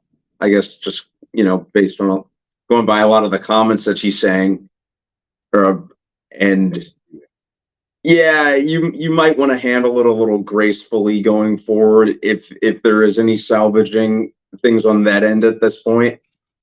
I think it's a little too late on her end. But I don't know. I don't really have too much, like I said, too much of an investment. I was never too big into Snow White. I'm kind of over the live action Disney remakes. To me, they're just very stiff. So boring. Not boring, just no. I don't mind them bringing some stuff because once again, it's not made for me. It's not made for you. It's not made for 38 to 40-year-old men. That's not what it's doing. That's why it's there for. It's sometimes bring it to a new age for younger people, and If they like it, I love it. But I'm not. I will tell you if it's crap. Yeah, I'm not invested enough in Snow White to get outraged about the remake. But like some of the stuff, some of the videos that I stumbled across with Rachel Zegler, I'm like, calm down. You're gonna dive bomb the movie and the career, and your potentially your career before this even comes out. This is supposed to be your star-making role. This in the Hunger Games, Well, I know technically she was put on the map with she got on the map with West Side Story. I was like, she already did it with West Side Story. Yeah. But this is supposed to be like her lead role, that's really that's really supposed to be putting her on the map. I'm like, slow down for a second before you completely dive bomb everything on the horizon. Yeah. Too early in her career to piss off everybody. Yeah. And seems to be doing it, going by a lot of the responses. She seems to be doing a great job at that. Yeah. Well, when you think you know all the answers, that's what happens. Yeah. So here, real quick. This kind of popped up. I was going through pictures. The Hound. Rory McCain. The Hound as Kurgan. Mm-hmm. Like, that's not bad, man. That's not bad. Like he's a pretty good actor. He's already pretty big. I mean, he made the world's strongest man. Like like at least he was able to look him eye to eye. The Mountain. And the Hound when they fought was crazy, but that's not a bad either. I don't know. I mean, I don't know what else he's doing right now, but I can see that. Nothing, because they're all on strike. That's true. That's true. That's true. Well, I saw that and I was like, that's. I'm curious to see how this pans out and who's directing it. Chad Stahelski, one of the John Wick directors. Yeah. So we do not have to worry about the action. In the swordplay sequences. They're going to be awesome. We'll see. I'm curious to see who else plays who, because I know they've been trying to remake Highlander for a minute. Do you guys remember like back like in the early 2010s? I want to say like they were trying to remake this movie, and at one point it was rumored that McLeod was going to be played by Ryan Reynolds. Yeah, that would have been. I remember that. That would have been awful. Yeah, that would have been awful. Yeah, I think that was before he really found his footing in what he's good at. Be himself. Definitely. Play yourself in every movie. Yeah, because there was that period where he was just in everything, and I think people got a little fatigued that he was in everything, and then he took a hiatus for a little bit, and then he came back with Deadpool. Yeah, it don't take him 10 years to do that. Hey, I love Definitely Maybe, so whatever. I like Definitely Maybe. Oh, yeah, man, that was good. That's what I like. I mean, the first time I saw Ryan Reynolds was Van Wilder. Of course, Van Wilder, yeah, but he was just Van Wilder all that time. Yeah. All right, guys, it's 10:30 officially. We need to get on this Ahsoka. Yes. Let's do that. I think I might, because I'm getting pretty tired. I might go to bed after Ahsoka. Yeah. But yeah, I'm ready when you guys are. Yeah, let's knock this on. Because I do got to wake up early and I have to be at work early. So same. We're shipping out to a big convention. So going to a convention. Well, shipping out shit to the convention. Oh, so I gotta be there. Okay. It's the one in the comic places next week. Okay. Oh, cool. Yeah. So go watch a bunch of welders and shit. All right, let's do this one. All right. All right, welcome to the Spoiler Kings. My name is St. Kramer, Brandman Brandon, Brian the Grizzly, and we are going to talk about episode 3 of Ahsoka. So full spoilers. So if you haven't seen this episode yet, come back, put it on pause, go watch the show, come back to us, and let us know what you think. But yeah, we're getting into all the spoilers with it. It was without the credits, it was about 31 minutes. 31 minutes and 8 seconds. Yeah. So there you go. But yeah, so right off the bat, we'll get into some of our good and stuff that we did like. Brandon, yeah. I liked the pacing of this episode. I like how it jumped right into it. The opening sequence with Ahsoka and is it Huyang, the droid? Yeah, Wayne. Yeah. Yeah, them training Sabine. That was pretty cool. I liked that. I liked the way they kind of I liked the approach they took to that. I They liked foreshadowed a that. lot in that, didn't they? They foreshadowed her having to, do something without being able to be able to see, having to be Yeah. able to use the force, learning how to use the force to move objects. Mhm. Huang saying that she has no force sensitivity. So it's all Yeah. foreshadowing that she's going to use the force coming up in the next couple of episodes. Yep. I agree. Yep. So I liked that. I liked that the plot was pretty like streamlined. It wasn't kind of all over the place. Yeah. I liked I thought they handled Hera subplot pretty efficiently. So much, I think they showed us just enough of what's going on with her currently. And we could go more into detail with that with each episode.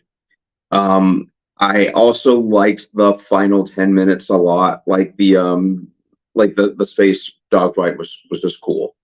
I'm a sucker for those when it comes to Star Wars. Mhm. And I like those floating whales or whatever they were called. I know there was a name for them. Star Pergla. Whales. Pergla. Yeah, but they called them. She said they saw the Star Whales. Mhm. Yeah. Or they What was the other followed name for them? his A pergla. Pergla. Perkla. Pergla. pergola. Perkla. Yeah. Yeah, they were pretty cool to check out. Yeah. Yeah. That's what I liked about this one. Yeah. It was cool seeing the pergola and then seeing how big they really are. 'Cause I think you get a little bit of a scope if you ever watched Rebels. Mhm. They kind of grab onto the ships at the end of Rebels, spoilers, and they shoot off the Pergo. Pergo. There you go. Pergo. Yeah. I'm looking at Pergo. it right now. Yeah. I'm like, I know it's like pergola is something that's in the yard. Pergola. Yeah. Pergola. I was like, Yeah. So seeing that the dogfight in space, but then going around them, that was awesome. I agree with that. That was so cool. And then seeing how big these things are. I mean, like calling them a whale in space is an understatement. These things are Titanics. They're huge. They're pretty massive.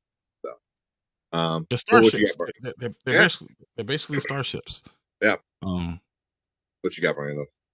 What? So I thought that it was short. It was, but I enjoyed the fact that we had constant action and we understood what was going on. It's just I'll say this before. It's a story, and when the story ended, they just ended the episode, and we understood, and they gave us a lot of foreshadowing. They gave us a lot of information that was going to come back up soon. They told us, hey, the Jedi and the ancient Jedi used to think that following following the Purgles, like you could go from starship galaxy to galaxy following their mating rituals, whatever the way they go. And I thought that was cool because now we know that's what's going to happen. I think they gave us a lot of information that's going to come back up, and it still it had entertainment. It still had fighting. The dog fighting was amazing. Going through understanding one thing and the atmosphere, how it changed. Ahsoka took down a ship with lightsabers. With lightsabers in space. It's like, what? Like that actually happened. Like I couldn't believe that while I was watching. And she knew that she was just gonna float off in space, and she trusted Sabine to be able to figure it out and to come get her. I thought that was cool, and the trust is growing with them, and their relationship is growing along with it. Or was it rekindled? Because it might have been that way anyway. Because we don't know how they were at first. Even Ahsoka as a teacher was very, complimentary, but also putting more on your plate. I expect more. So yes, you have always been good at this, but now you have to do this. And she's preparing her, giving her nuggets that are going to come back up that we're going to see again. And I thought that it did very well. I would have liked 10 to 15 more minutes, but if the story was over, the story was over, and there's no filler. It just advanced the plot and ended. Yeah. And F the council. Mhm. Yeah. We're gonna get to that. Like Hera being the only smart person in the room. Like, really? I'm like, Because Mom Markma is something else.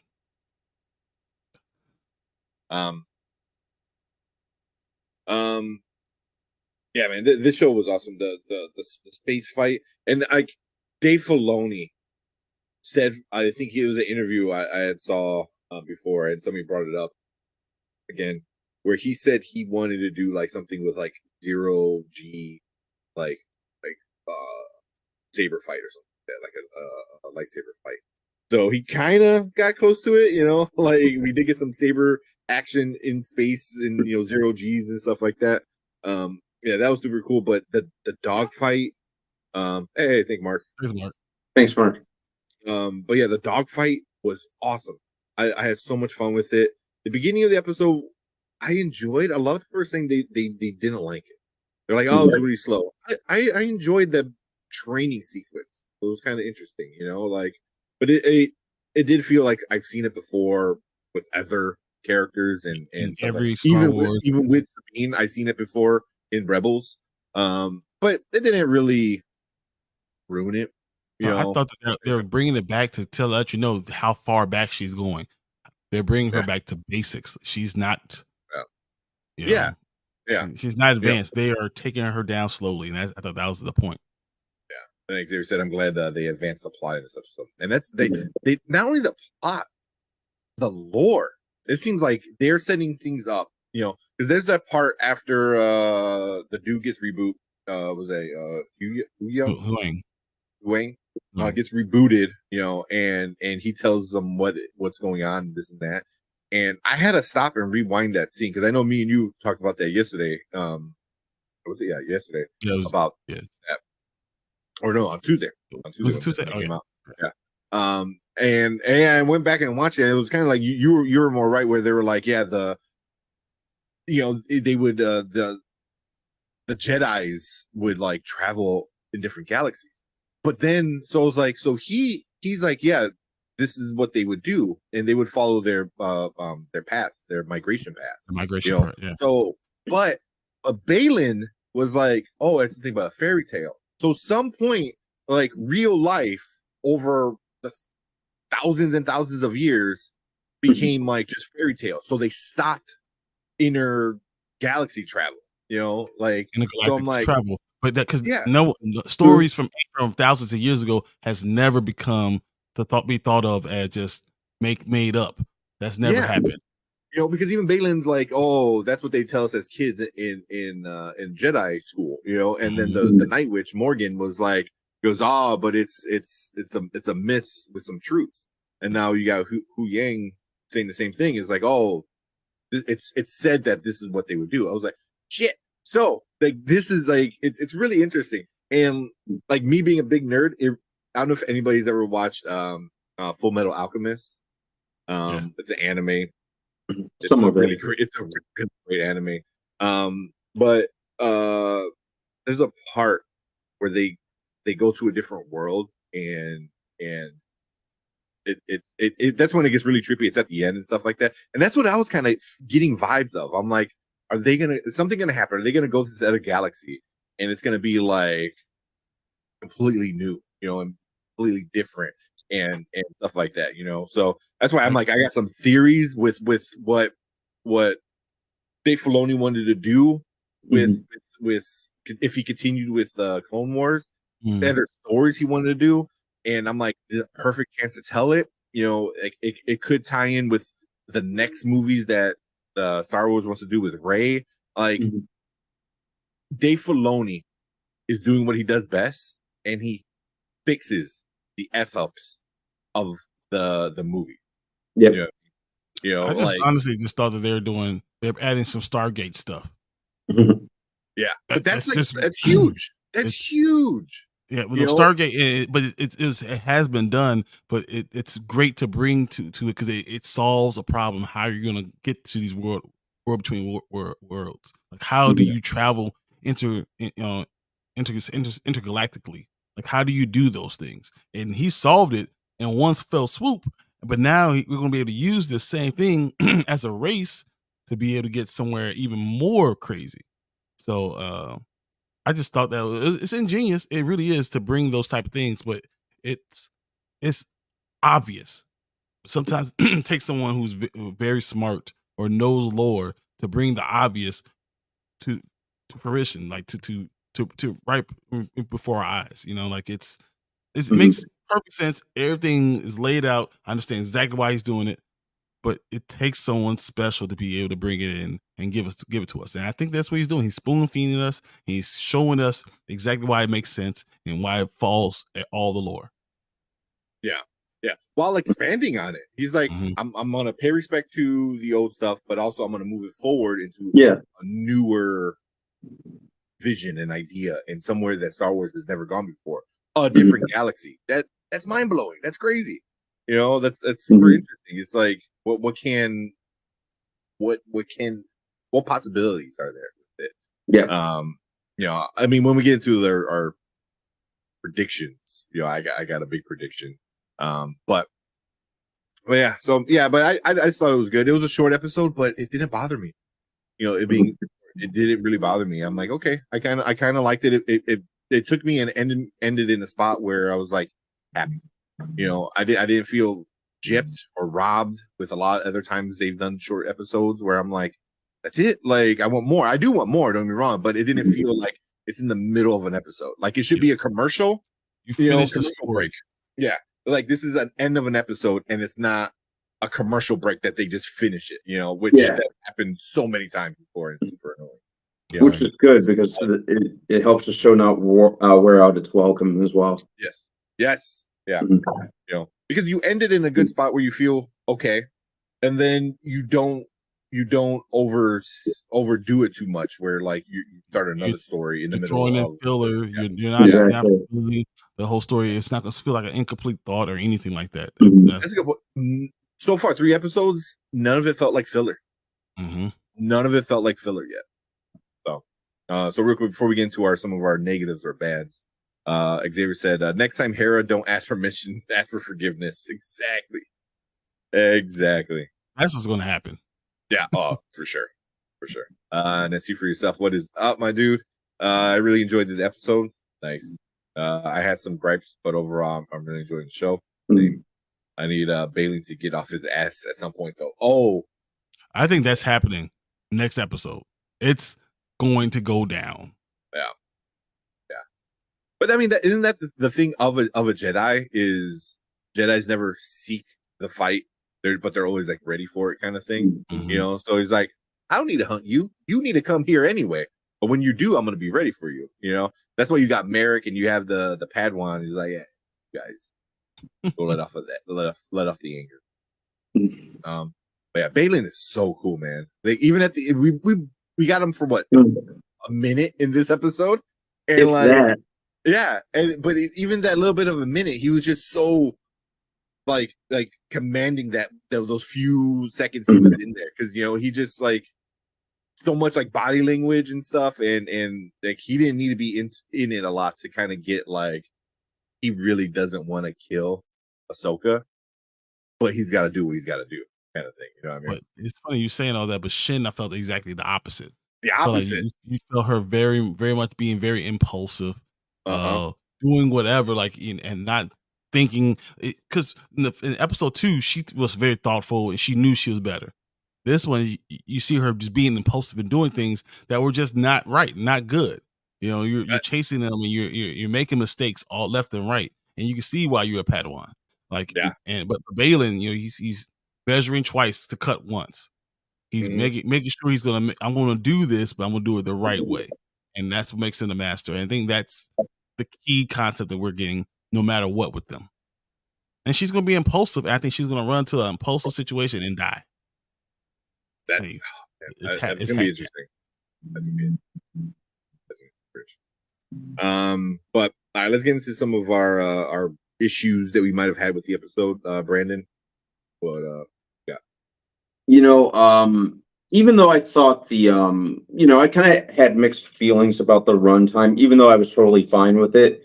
It could have ran a little bit longer, but at the same time, I know I say that, and doing that may have just been done to pad the runtime. So I don't even know why I brought that up now that I just answered my own question. But I want to see more of what's going on with just really what the plan is with Ray Stevenson and Billie Eilish there. No, so but the show really is. It's almost kind of frustrating because I'm enjoying this show so much that each episode kind of leaves me wanting to see what happens next. So that's really my only complaint, So it's a good complaint to have for now. yeah. Mm. Oh, he clicked the wrong button. It's happened to all of it. Brian, what are some of your negatives? I really don't have a lot of negatives. Everything about the episode was really well done. The only thing is, you want more, and that's more being selfish because I think it works really well. Everything worked really well. Everything was cool. I could have had a little bit more Balin, but we're gonna get so much Balin in this next episode. I feel like that this was fine. I'm always for more Rosario Dawson's. Don't get me wrong. Like but that whole episode was full of her, right? But no, I have very little complaints about this. I thought this was fine. And my complaints are more for people saying this is boring. And it's the same people that are saying this is boring, the people that loved Andor. And I don't understand it. It's driving me nuts. I can't understand how you think Andor is entertaining and this is boring. What? Just okay. I don't know. Maybe I don't know. Maybe I need to go to class to figure it out. Star Wars school. Star Wars school. Like, help me understand. I don't. No, yeah, that's insane, man. What he said. This episode actually made me ask why the Sith have Padawan. First place, what Ed? Well, the Sith never have. I guess technically they do, but it's more of the rule of two. Was kind of a thing that I forgot which Sith Lord created the rule of two because there was just a bunch of Sith Lords. And then he killed them all. He's like, there can only be two. There's the master and the Padawan, and then the Padawan will eventually kill the master and continue the cycle. Cycle of like hate and killing. That's why I don't think neither of them are quite evil. So the Sith is not just apprentice overall. It is Padawan. I think it is more of an apprentice because the Padawan's more of a Jedi kind of thing. But it is like just apprentice. You always have your apprentice. They always use. Yeah, there's been two for like hundreds of years. Which is kind of crazy because it started to change a little bit because now that what are they called? Inquisitors are canon. So it's like they're not quite apprentices, but they kind of are apprentices, which is going to lead into one of my theories. Because in the new comic books that are canon now, like Vader helped train from the order of the Emperor, helped train some of these Inquisitors. Vader didn't like it. He fucking killed a few of them because he's like, they couldn't keep up. So I killed them. It's like, it's like, it's like, and there's like one where like he was like, I forgot what the detail was, but he was like talking shit and like he would like cut off their limbs, like make them suffer in a way, that he suffered, so he's like, yeah, they need to understand. And then the Emperor's like, hey, can you stop fucking them up, please? Basically in the comic book, it was awesome. And Vader's like, no, they need to suffer, which is like super funny. So he would like cut off limbs or do something to disfigure them. Suffering will bring them more pain, and their pain will bring them more anger, and the anger will make it stronger to the dark side of the Force. My master. And I was like, dude, that's his reasoning. That was his reasoning, but it was more like Vader just wanted to, fuck shit up. Like, likes being And Anakin wants to prove that he's better than you, and he will cut off your arm to show you. And he killed a few, I think, Inquisitors. If I believe he did. But yeah, it was kind of interesting with these two characters with Bailey and Jin. In my opinion, this leaps and bounds more entertaining than Andor. Yes. Agreed.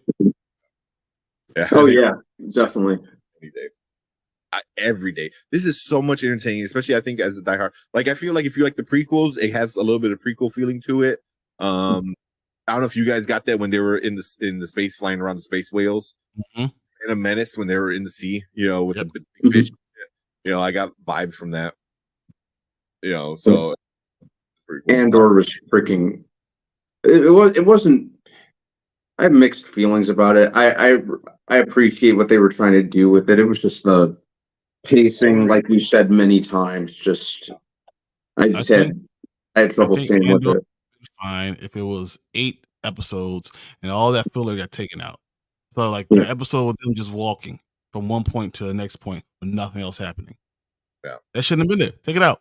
Go ahead and have some stuff going on. Because don't get me wrong, in all those episodes, at least 3 or 4 of them had some action. So if it was 3 or 4 action and 3 or 4 not action, Andor would have been better. Mm-hmm. If there was a lot more world building and lore, I think it would have been better. But Brandon, I know you got to get out. Do you have any anything else you want to say about it? Any predictions or anything that you might have forgot? No predictions just yet. Kind of curious to see with the last like 30 seconds where they go with that, what that's going to spell out. Ahsoka training Sabine more. I think they're setting Sabine up for a pretty interesting arc overall. So it'd be cool to see that. I like the characterization of Ahsoka, like just her being like older and more kind of world weary or universe weary in this case. But yeah, that's pretty cool to see. But yeah, just curious to see where they go next with the way that it ended this one. Mm-hmm. Yeah. Mm-hmm. But yeah, guys, I am getting like mad drowsy. I've been like fighting the urge, like trying not to fall asleep sitting here. Plus, I got to get up early anyway. So I bid you guys adieu. I will talk to you later. Yeah, I've been doing YouTube all day today and Mm-hmm. working. All right, thank you everyone for joining. It's a pleasure as always. Good night, fellas. All right, Brandon. Take it easy, man. Right. Good night. You too. I didn't get some of my bads real quick. Yeah. I didn't hate anything about I didn't hate anything about the show itself. It was very frustrating for me when who said it earlier, where Hera asked for permission and she needs to ask for forgiveness, and I 100% agree. It was like it's mind blowing. It's like Xavier. It's like oh, this person just found out like the evil people have been stealing your tech, and just not any tech, like hyperspace made for star cruisers, so big hyper drives or whatever they're called, and a lot of them, 7 of them at this point, they know where they're at. They know they took Morgan away, who was a big issue, and now we know there's Sith Lords, right? And now she asks, like, hey, all this is going on, I need an army, we're gonna go and F shit up, and they're like, no, you're overreacting. I was like, I think you missed the point. I get the point. No, politics, the fact that no, not even just that. That exactly what the lady said. She said there are people from the Empire on every level of government. Yeah. Every level of government, including that council. And that's what Mama Mothma is going to tell her. I believe she's going to tell her in the next one, tell Hera to go ahead and silently take these people and to go. I think that's what we're going to see at the beginning of the next episode because of that. Because I think everyone sees that and thought that was stupid. Why did she just do it?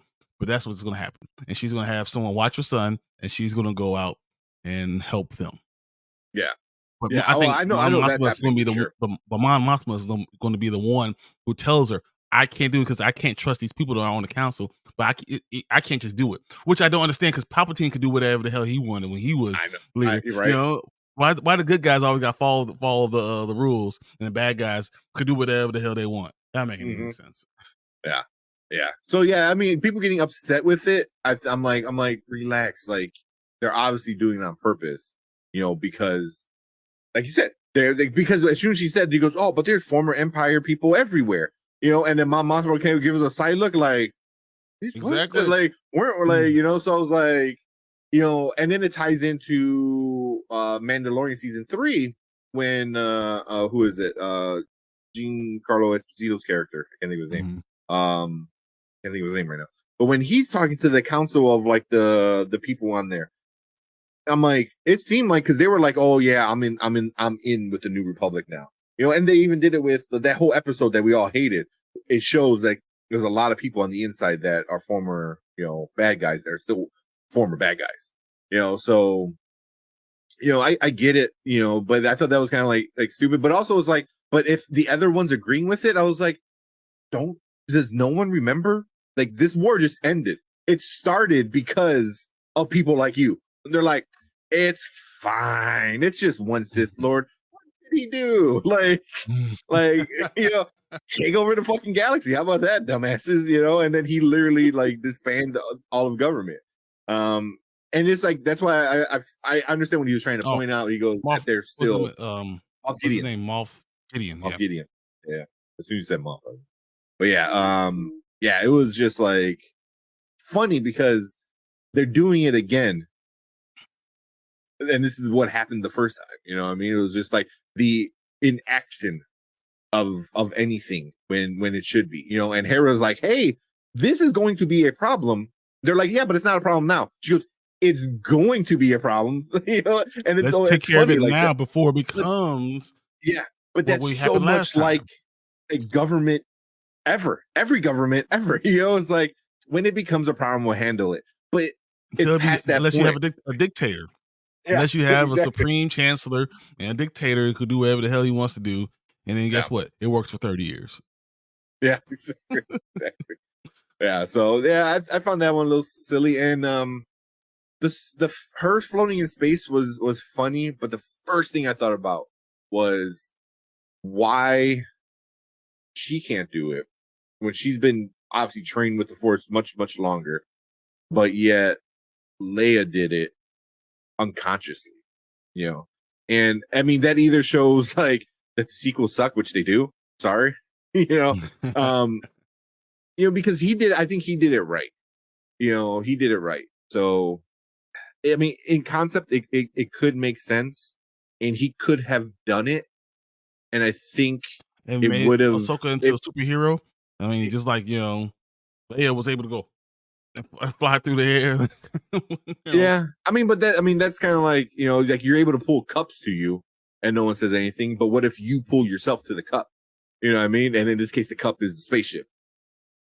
Same concept. Because there's no friction, there's no gravity, there's nothing holding you back. So, I mean, like I said, it kind of does make sense when you think about it. But it just, I think he made the right decision by staying away from that, because it already got so much backlash from the movie. And they're like, yeah, even more questions. Yeah. He's like, we're not going to do that. We're not, same reason why so many people were like, oh, cut off her hand instead of stabbing her in the stomach. I was like, yeah, but then everyone would have said, oh, look, she's just like Luke, blah blah blah blah blah. Exactly. So you want to kind of stay away from stuff like that, And I think Filoni understands the fandom enough where he's like, yeah, we kind of need to stay away from certain things because that. Although people lost their damn mind because of the stab wound. But I mean, even that Chill had a stream about it, and I'm not that big of a deal because so many people were like, yeah, but what's his name? Qui-Gon is able to like melt metal, but I'm like, but that's because he's that powerful with the saber. Not everyone was able to do that. Just like he's older, old wiser, too, and a master. Old people don't heal the same way young people do.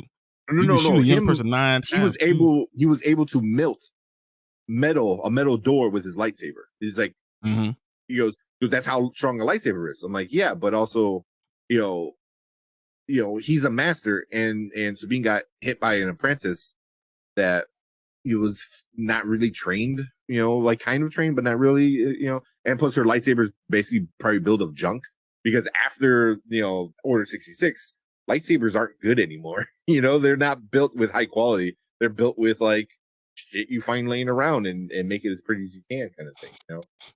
So I always just thought that, no matter what, like you get someone who's older, who's like 60, gets shot in the stomach, yeah, their chances of living is like in the single digits. And if Yeah. it has same thing happens to someone who's 25, their probably chances is probably in the 30%. You probably could do it just because you're younger. Your body could adapt. You don't have all that wear and tear on it. And he was already tired. Yeah, he's already tired. I mean, yeah, it's just a lot. I mean, I don't want to get too much into it, but he got killed by a Sith Lord who is obviously one really of the greatest freaking ones good of all time.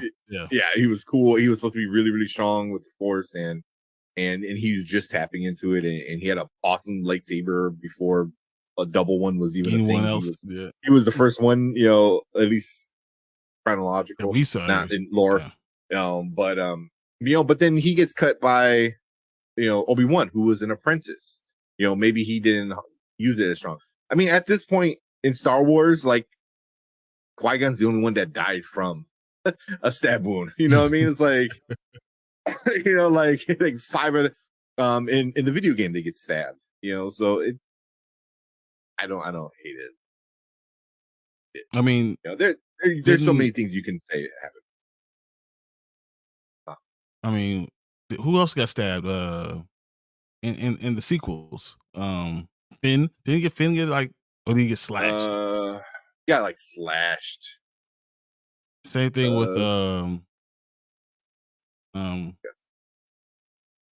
what you call it? What's his name?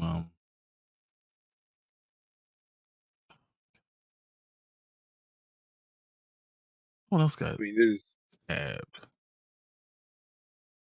5 characters who've been stabbed. Kale Caddis from the video game. Kylo Ren got stabbed.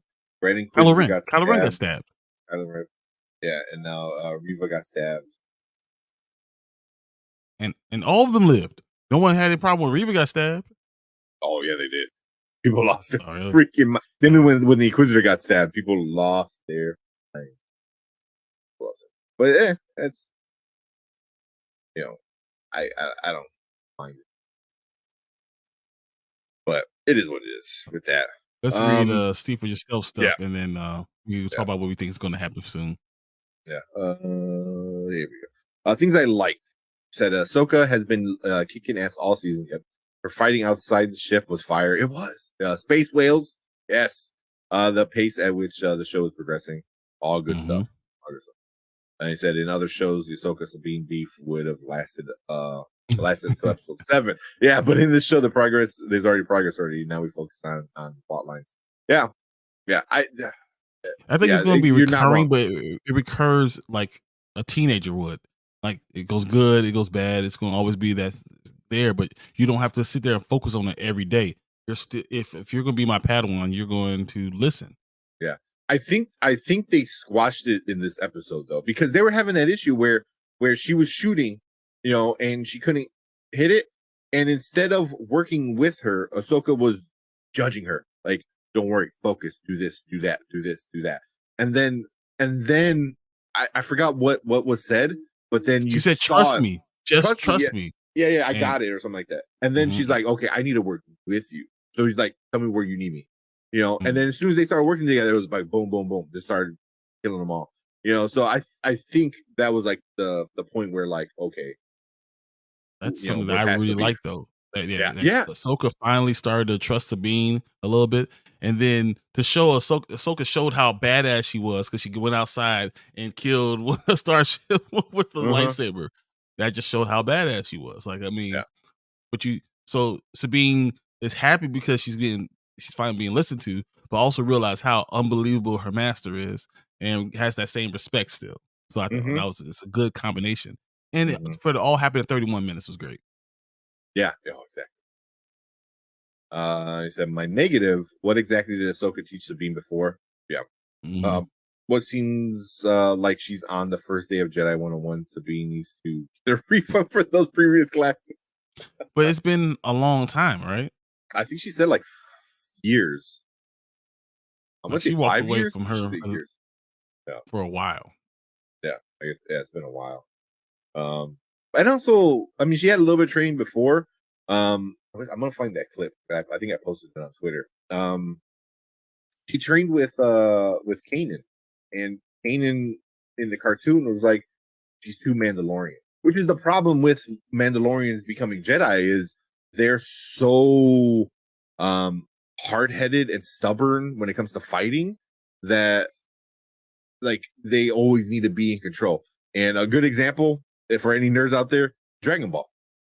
Like Vegeta couldn't become the ultimate version of what he needed to become was because constantly needed to have that control. He's like, where Goku allowed himself to like let A lot go of and control let and let things let, go let the crazy. power take over. Where Vegeta was like holding it so tight, he's like, I'm in control. I need to do this. What I mean? Granted, in Super it changes and gods and shit, but but originally that's kind of like what Yeah. and I feel that's kind of like the same thing with Mandalorian. And even in this episode, Hugh, what's his name? Hugh Young? Hugh Yeah. Yang? Also he's old as shit now we find out. He's like like thousands of years old. So he's been around since the beginning, basically. Yeah. Like which is super awesome, and have David Tennant voice that. It's awesome. But yeah, even like he was saying like how Jeffrey, I completely lost my train of But thought. I he was was looking talking at something else. about how you could train and how she's gonna have to learn. Yeah. She's not good, not bad, but it's obviously she's been trained, but it's also a lot to do with her Mandalorian skills. Yeah. That's what it was. That he's like, he said about Mandalorians. He goes, that's why it's so very few Mandalorians that become Jedi. I was like, you added a plural on that because as far as I know, there was only one Mandalorian to ever become a Jedi. So he added a Mandalorians. So I don't know if that was just kind of like saying like the royal we kind of thing, or it could be or there's actual more world, or it could be world building with Grogu. It could be it happened before in in the past. Yeah, it could be a lot. Yeah. So, but again, I'm really enjoying the show. I can't emphasize that enough. The Asian gentleman who is a senator is absolutely on Thrawn's payroll. I want to say all of them.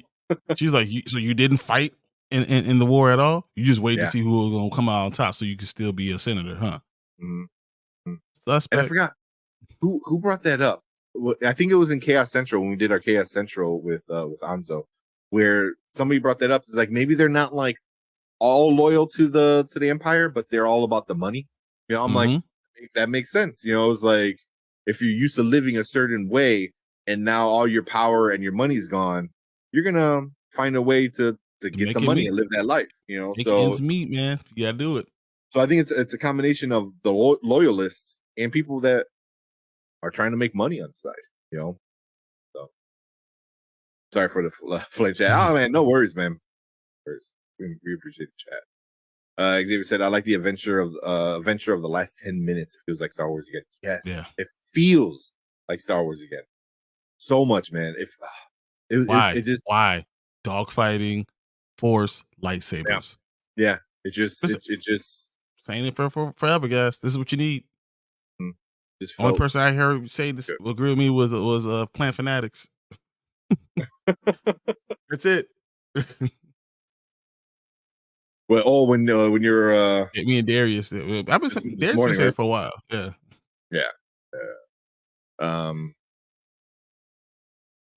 Because I think from here on out it should kick into a higher gear with the sword. I think episode 4 is going to be special. I think. Yeah. It's going to be it's going to be something else, man. Sure. Ewing has seen it all. Yeah. That's why he's such a savage with the truth bombs. That's true. Yeah, in all the thousands ones I've ever trained, you are the least Force sensitive. You are probably the worst, and no one would have picked you to be a Jedi. Like, Yeah. oh, okay. Yeah. So, and even that was like something like me and Anzo were kind of arguing back and forth on Twitter, and I'm sure we're gonna talk about it on Sunday. Where why she doesn't have the force, so why is she training? And they're trying to make people who like anybody can use the force, but I'm like, I know George Lucas said it before. Like he said, everyone has the force. It's just, can you train? And he brought up like karate, and Star Wars Theory. He's been talking about it a lot because there's so many people saying like it, and Star Wars Theory is like a diehard like George Lucas. Whatever George Lucas says is like gospel for Star Wars Theory. But I'm like, it makes sense. It's like, like you said, like playing guitar. It's like anybody can play the guitar, but do you want to spend the time and effort? But there are people pick it up and just do it. Play. One of my favorite bands, it's like a metal band. There's two guitar players. One, they even talk about like one of the guitar players talk about it. He goes, one, the lead guitar, he's just naturally gifted. Like he doesn't need to practice. He can literally grab the guitar. He's like, oh, you want me to play it like this? And it's perfect.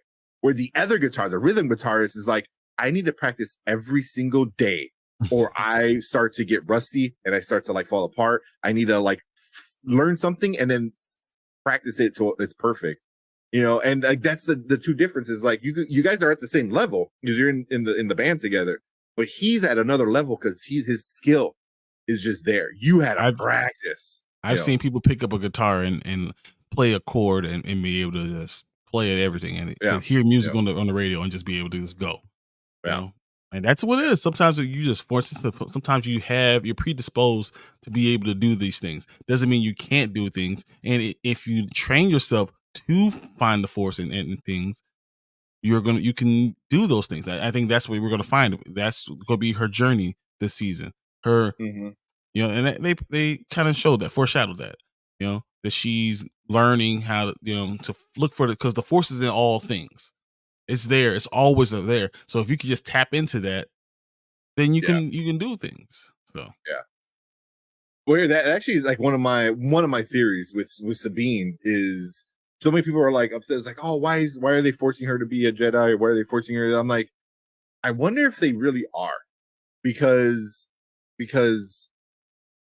she was, like Ahsoka, is kind of still old school Jedi training and stuff like that, with attachments and this and that. Obviously, Sabine has a huge attachment with Ezra. That's why she's doing what she's doing. So that's already kind of like strike one, according to like Yoda and shit. It's like no attachments. And then two is like she's so hard-headed and stubborn and stuck in her ways as a Mandalorian that it's a block. So you already have that. Like you're already a natural like fighter and warrior just because of who you are and where you're from. So that kind of like changes. Like people who think they're know-it-alls, and then when you give them a question and they don't know it, and then they start to like stutter or stumble. So that's kind of like what she is. Like, oh, I should be a good fighter, but then I'm not because I'm trying to do this and I can't do it. So there's stuff like that. But she said something really, really that was interesting, and she goes, "I just want Sabine I want her to realize she needs to be herself," or something along those lines. Yeah, exactly. So I was like, said. So what do you want her to become? And she said, "Yeah, I just want her to be herself." Exactly. And I'm like, I wonder if Ahsoka's pushing it is like, no, you're not gonna be a Jedi, but you're a Mandalorian. Especially with Dave Filoni and Favreau doing the Mandalorian show as big as it is. You bring in a Ren family, Ren clan family member, and then you're able to tie everything together, which it's already going to all be tied because Filoni's going to have the movie that ties it all together. So it's like, this might be a great way. It's like, stop trying to be something you're not because your little boyfriend was one. You're never going to be that, but you need to realize that without me telling you that, and I feel that's the way Ahsoka is like, I'm going to push you like I would push one of my students. The problem is you're not going to get it.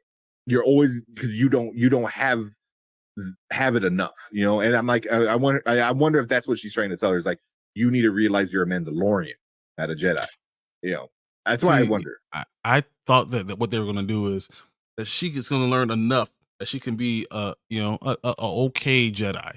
Nothing special nothing about you will be special. You'll be able to do things. You'll be able to understand the Force. You'll be able to use it, but you're never going to be the strongest. But what will make you special is that you're also a Mandalorian.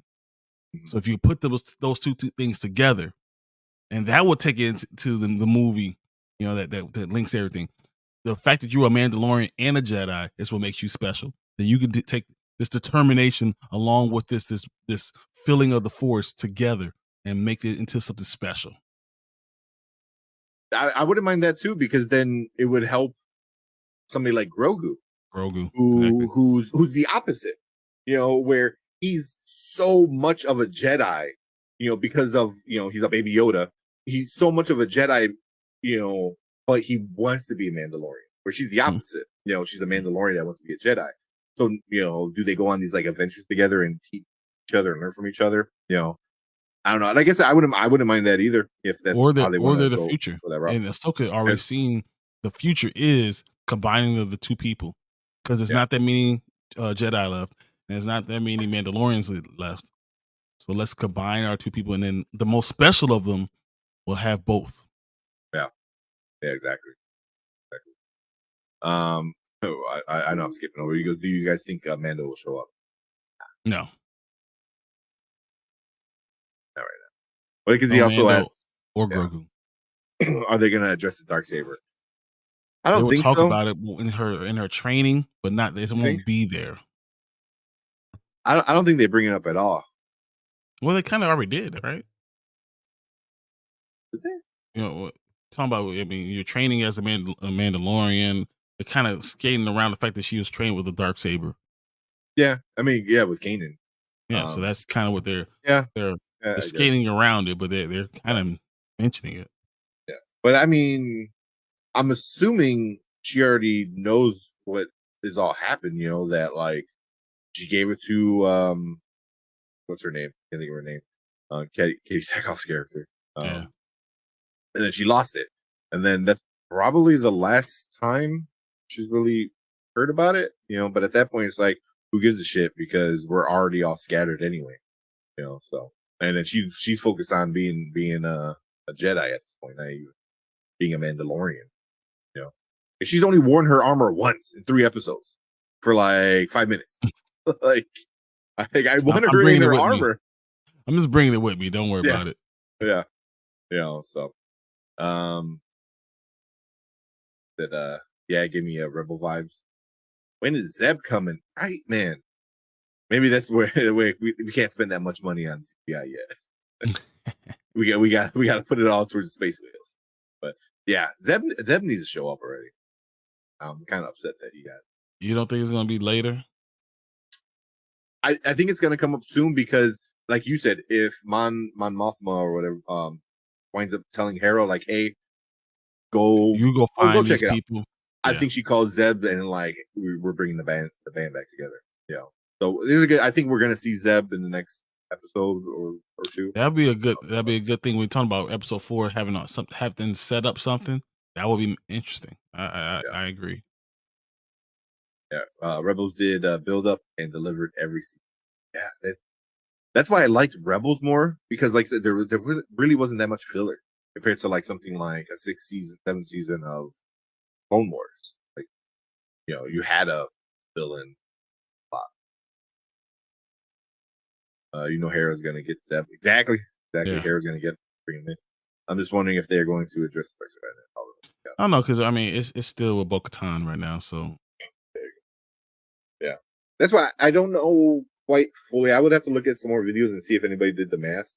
But when this is happening compared to what's happening, like, I know it's after Mandalorian season 2, because 2, but is it is it the same time as season 3? It might be the same exact time as season 3. Yeah, that's what I'm thinking. I don't think it's too far ahead, because if he's gonna tie it all together, then they all kind of need to be about moving at the same pace. Can't have one jump, years ahead or something like that. But yeah. So yeah, before I get into like my huge freaking theory, you got any theories? No, more than things we said. Zeb. Hera's going to get Zeb. Talk about they're going to travel the migration of the space whales. I think they're going to do it multiple times to learn how to figure out how to get to. They're still going to be the world. They don't get to the world beyond worlds. They're definitely going to do that. I think Ahsoka. I think what's her name is going to die. His name is Shin. I think Shin's going to die. It's going to drive Ray Stevenson's Balin crazy. And it's going to push him all full Sith. And the battle between him and Ahsoka is going to be epic. Yeah. You know, so yeah, just the gist. But yeah, the band will be coming back together, and by the end, I think they find Thrawn episode 6. Ooh. And find Ezra episode 8. No, because then that's only one more. Because isn't there 9 or 8? I think there's only 8. So you say they find Ezra at the very end? Yep. I believe it's only 8 episodes. Yeah, and they don't see Ezra until the end. Like maybe early in episode, like King and Loki. Yeah. Early in the episodes about that and that reconciliation and finding who are they beyond that. Yeah. But yeah, I think that they find Thrawn before they find Ezra, and Ezra won't happen until episode 8. That'd be. I think they're gonna find both of them sooner than later. Because I think they're gonna set up like a bigger lore issue. I've seen a lot of people already talking about this, but the Yuzan Vogue, which are these guys here, they in the original story they came from a different galaxy, and they're all about anti-technology, which is funny because talking about stealing from Dune. Fucking Dune does that, it's like Dune, why they have these like big giant brain, in pods kind of thing. They really didn't show it too much in this one. But they're super anti-technology. So they like, make these like brain things do the navigation instead of the computers. So here, like this is a perfect example. So this is how they kind of, the rough guys, how they kind of look. And then this is their ship. That's literally the ship, which looks like a giant like space whale almost, right? It does. So that's their ship, but I think they're gonna find a way to introduce the Yuzan Vogue. They look fucking cool as shit, which is awesome because if you learn anything from Darth Maul, is like, hey, we need some bad guys that just look bad and look evil, and like let's make them badasses and like let's let them go crazy a little bit. I think they're gonna bring them in. I think they're gonna go over there, and I think with Thrawn being the mastermind that he is, I think he's gonna find a way to utilize them. Use them. And then why the big ring needs to be so big, because the ship, I forgot what his ship was called. But at the end of Rebels, they take the whole ship away. So I wonder if he's telling her, he goes, hey, listen, I need a big transport thing to carry my ship. And he had a giant freaking ship. And I think he's going to have like a little army of these Yuzan. And they're going to maybe start to mess stuff up, and I feel like Ahsoka they're going to try to stop it. That's why like this whole thing can go into another galaxy and stay in that galaxy. And just do its own thing, because now like Ahsoka and the crew needs to stay over there, with Mando and baby Grogu and stuff, and they need to stay in this other galaxy to keep these guys at bay. Now you can make a whole storyline with that, because these guys, they've been in the Star Wars main galaxy and this and that. There's so much back lore with this, but they show up in a book called was it New Jedi Order, and the movie that Ray is going to be doing is going to be 15 years after Episode 9, and it's going to have a new Jedi Order. So it's like, is this going to set up the Oh, Rey it's movie definitely. years later and stuff like that, and set up a whole new thing for Dave Filoni to play with. So I don't know, man. I don't know. Those are good points. I feel like he's setting things up that is because also like he's CCO. He's Chief Creative Officer. So he got a big promotion a couple like a year or two ago or something like that. And no one really talked about it. And slowly he's setting things up. Like Andor, the little gem, like because I really wasn't, into Andor. I thought it was a kyber crystal. It wasn't a kyber crystal. It was a rock from a different alien race that I believe are like almost extinct or something like that. So like he's bringing in all this lore where now you start seeing all the gears going, and I'm like, dude, what are you doing, man? Because you are doing shit that you're setting shit up later. Like your plan. You actually have a plan. That's just that alone. Like you have a vision, you have a plan. Like we didn't have that with the sequels. It's like How that's long already. before Catherine Kennedy messes that up? I mean, I still think she's out the door. Granted, we said She's here August. still. Yeah, I know we said August, but I wouldn't. She already said she's not renewing her contract. So once it's done in the next couple of years, but That's still 2 more years. It's still too long. 2 more years. Come on. So I think she's gonna get the boot pretty soon. And it all depends.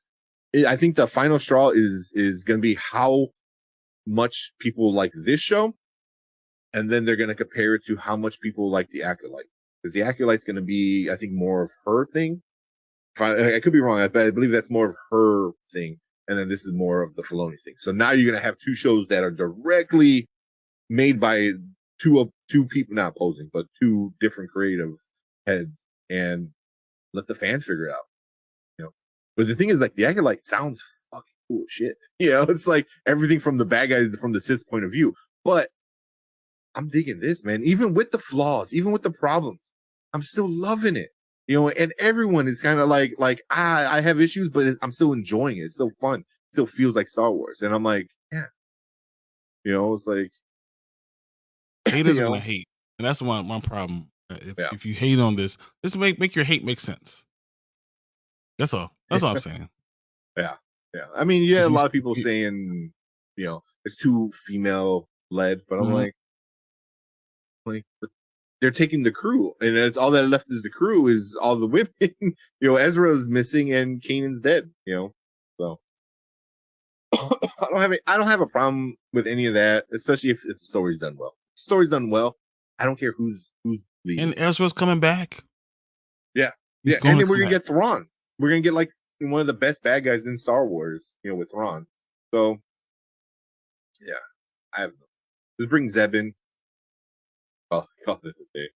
Call it a day. Yeah. Well, man, there's so many theories going around, and so many things of what could be happening, and this and that, and because Filoni knows what he's talking about. Like I even said in the Chaos Central, is like, Shin and Balin, their last names are symbolic to Norse mythology. And then when you break that down, it makes sense. It's like why he is still he's a bad guy, but he's still a good guy acting bad. Because his last name tells you that's what he does. And why Shin is like off, always on the edge and ready to like kill somebody, because her last name tells you that she is. It's like it's who she is. That's what's in her. Yeah, in her personality, that's what she is. Yeah, so it's like, this is the shit that I like, because this is the shit that George Lucas gave us. He goes, oh yeah, I did this, but also it was symbolic for this. Like he did that so much. Even in the prequels that I don't like, he did a lot of that too, which I did like. So and obviously Dave Filoni, is like, the son he never had, per his words. It's so funny because I was like, what if he had a son, and how does the son feel? You're the son I never had. Well, I hope you don't say that if you have a son, because that's he's still like, but Dad. Oh, my bad, Michael. I didn't mean you, Michael. Nicholas said, "Do you think Ezra will be stronger in the Force when they do find him?" Yeah. So one way or another, either Thrawn is going to turn him, which that was a good theory that somebody had. I forgot who. I think it was Eli who. I think that's I who think it it was, was for right? them. Yep. Yeah. Said like Ron, or he just learned shit. Maybe in this other galaxy, there's Force users that are so Force sensitive that they teach them some crazy shit. Or the Star Whales, maybe they are Force sensitive, and he learns from them, like someone who's has a natural connection to them. So he learns how to have a natural connection to the Force. I think that would be very interesting. That'd be really interesting because that's kind of his character already. Because he was able to connect with animals so easily in the show. So he's in a place where there's no sentient beings, but there are other animals there that are connected to the Force and they have been there for thousands of years and used to, the Jedi based all their training off of these animals. And then he learns that and becomes stronger in the Force with that. It reminds me of Last Airbender with Toph. Yeah. She's blind, so she learned how to see like the blind moles. Yeah. So I can see something like that. That's a trope, but it's a good trope. I don't hate it, especially if it's done right. Find out some stuff. I don't know. Anything else, man? I mean, I think we gotta save something for Chaos Central. So I know. We already went for an hour talking about. I'm just like I'm so hyped that I get this, and it's something I'm like super excited about, and because it gives us real Star Wars again, like Star Wars that feels like Star Wars. And I forgot who said that in the chat, that this feels like Star Wars, and that's what I wanted for so long. Like this, like because like I said, I'm not a big fan of the prequels, but the prequels felt like Star Wars, and I can't the prequels. You respect them because there's some of it was really good, some of it was like overkill, but some of it was really good. Yeah, so you respected what was going on. But but the stuff that was good in the prequels, the lightsaber fights, the dog fights, that like those were good. Some of the silly thing that Star Wars does, that was good. Granted they did stupid shit. I thought it was like stupid. But it felt Star Wars, and I Rogue One felt like Star Wars. Even though it didn't have any Force users, but it still had that vibe. And I'm trying to think of like anything else that really feels like Star Wars. Like Bad Batch is cool. It's a cool side story. It should stay a side story. Force Awakens was probably it felt kind of like Star Wars, but it was Star Wars, but it was too much of the same story. It was too much of the same story. It didn't have anything of on its own. I think that was the problem with it. Yeah, I don't know, but like just how hyped I am, and then people bring all these theories and this and that. Is like you're respecting the lore and you're expanding the lore, and that's what makes it show. Do you worry that they do a Marvel? And we have all these great theories and everything, and then they fall flat on their face. I'm never hung up on one thing. I'm like, this needs to happen, or I'm gonna revolt. Or I'm gonna riot. So if they do something completely out of the realm of my like thoughts, but it sticks it and it makes sense and it's good, and I'm cool with it. So, but really, it needs to stick the landing. Whatever landing it is, it needs to stick it for sure. And that's the part that does kind of scare me. Because it is Filoni who I think understands it. But he still has a boss. And that boss kind of sucks when it comes to Star Wars. He's still an idiot. Yeah. Yeah. So that's the part that kind of scares me, But granted, he has more power now being a CCO. But, like I said, he's still not the top dog yet. I think we said C4 says, I agree. You should never make your theories your expectations, but when your expectations are for greatness, just like we got in Secret Wars, we thought we had And they're going to stick the landing. We have these great ideas for episode 6, and when episode 6 turned out to be terrible, everyone was just disgusted. Yeah, the same thing can happen. It could. I mean, we were on Chaos Central with that show as well, and every single buddy on that panel had great theories on how to end it. I loved any one of them. I would have been cool with any other one of them. And they went the complete opposite and just crash and burn. And it does scare me, man. It does scare me, because I know we were enjoying it, but and it could be like this too. Maybe the last episode just completely ruins the whole season. But I want to say no, because I believe Filoni. You believe in Filoni. Yeah, Filoni. Yeah. I got you. That makes sense. And your belief in Filoni makes perfect sense. I've seen it happen so many times. So. Yeah. But like I said, not the top dog. Still got a boss. So, and that boss, like I said, sucks. Yeah. So, anything could happen.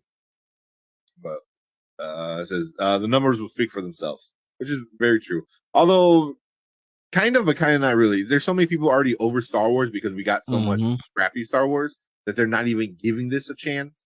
So it really is the ratings, and maybe once if this does stick the landing and people start ranting and raving how great Ahsoka is, I wonder if more of those people who didn't want to give it a chance might go and watch it all at once, and then this kind of towards the end of the year in November and December, people were like, "Holy shit!" What if they stick the landing and then they release it on cable?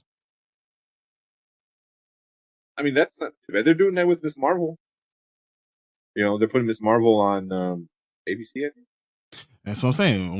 Put it on ABC, and show this in Star Wars and have a Star Wars day. And around Christmas time, and we're going to show all of Ahsoka, and people really get enthralled for it. For Thanksgiving. Yeah. Maybe. But I don't see them doing it that soon. Well, then if you do Christmas, you definitely do a Christmas time because they have no programming. Yeah. I mean, what else are you gonna do? Yeah, with all the strikes and shit. It's like, hey, let's take this and put it for free, maybe. Yep. Just to get wet your whistle. If you like it, come see the rest. Yeah. Like here, you don't even have to pay for it. We're putting it on basic TV. We're gonna put 4 episodes on basic TV and get you enthralled, and next thing you know, come and pay for the rest.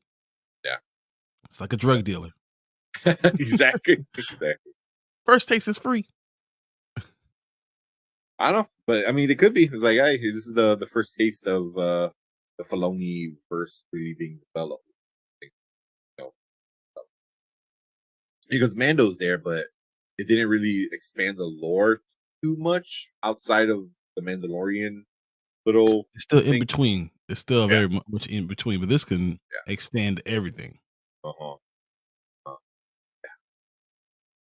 and you don't waste Rosario Dawson. You don't get an actor like Rosario Dawson and waste her. Amen. Yeah. So we'll see. But yeah, man, we've been off. Not we're out of Ahsoka. Oh man, just the 2 of us. Can you imagine when there's like 8 of us? So if you're still watching, go click and check out Chaos Central. They are our friends with Anzo, Chris, and Danny. They're the main guys over there, and they invite us every week to talk about like kind of the bigger shows. Now we're talking Ahsoka, and they do a whole panel of like 6 to 8 people, and we have a lot of fun. And we argue the entire time. Yeah. It's our show versus their show. That's just what it is. Well, I mean, we're pretty much agreeing on like how much we all kind of like this show, which is good. But we for sure need to get those guys on and have a duel of the prequels, because they all like the prequels a lot, and I think us are like, little do they know we're like Darth Maul. We're prodigies, and we will mess them up. Slice this in half, and then we get spider legs. You're the spider legs. We become the Syndicate. Never end. It. Yeah. But yeah, so check out Chaos Central. I'll add a link up here and I'll put them in the description a little bit later too. But we're gonna be there on Sunday, so if you want to see some more, check us out there. But we're gonna be back every Thursday talking about this. Maybe we might do another like Tuesday thing at the end of the season, which is like October. I almost wanted to do yesterday. I almost jumped on just to start talking yesterday. I was like, yeah, let's just go. Me too. Me too. I was like, I want to talk about this so much. Because I am super hyped about it. And I really do like it a lot. I think I love the hype it gives me, but I don't quite love the show yet. But I love the excitement. The possibilities. Yes. The possibilities it's enthralling. Yeah. But I think after next couple of weeks, I think more people are gonna be like, "Oh, I love the show." So we'll see. I already love Rosario Dawson, so that's all now. All that matters right now. There you go. But cool. Appreciate everyone. If you're watching on replay, hit that like button, hit the subscribe button. Let us know what you think about Ahsoka episode 3. If you're watching live, stick around. We are gonna finish this up for the night.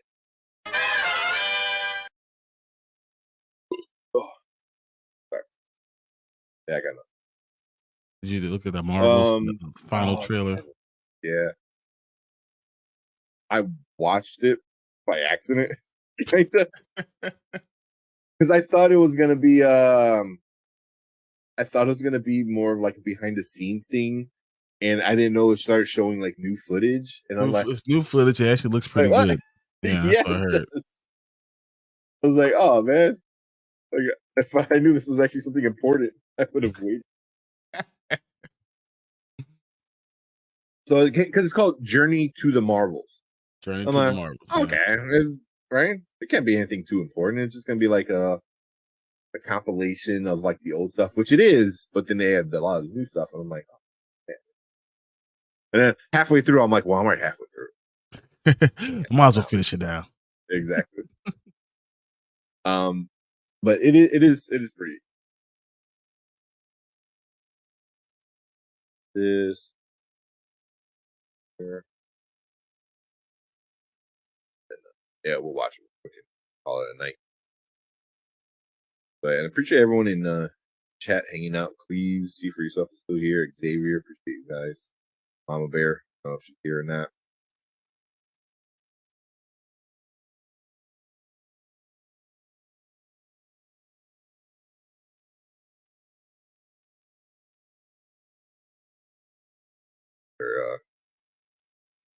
For the audio. Yeah, share first. Okay. All right, let's watch this. Oh yeah.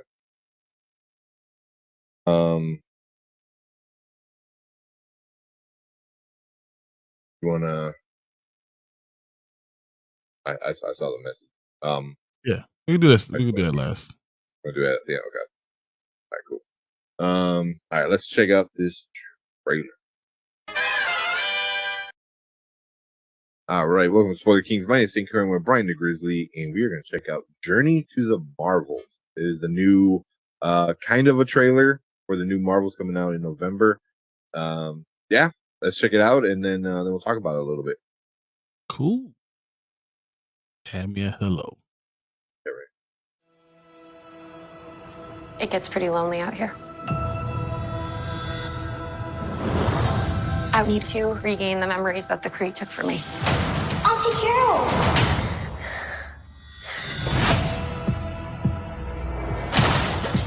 You are Carol Danvers, the most powerful person I knew.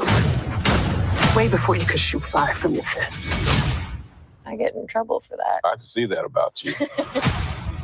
But what happens when I'm finally set free?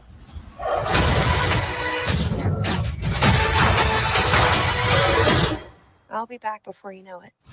Lieutenant Trouble.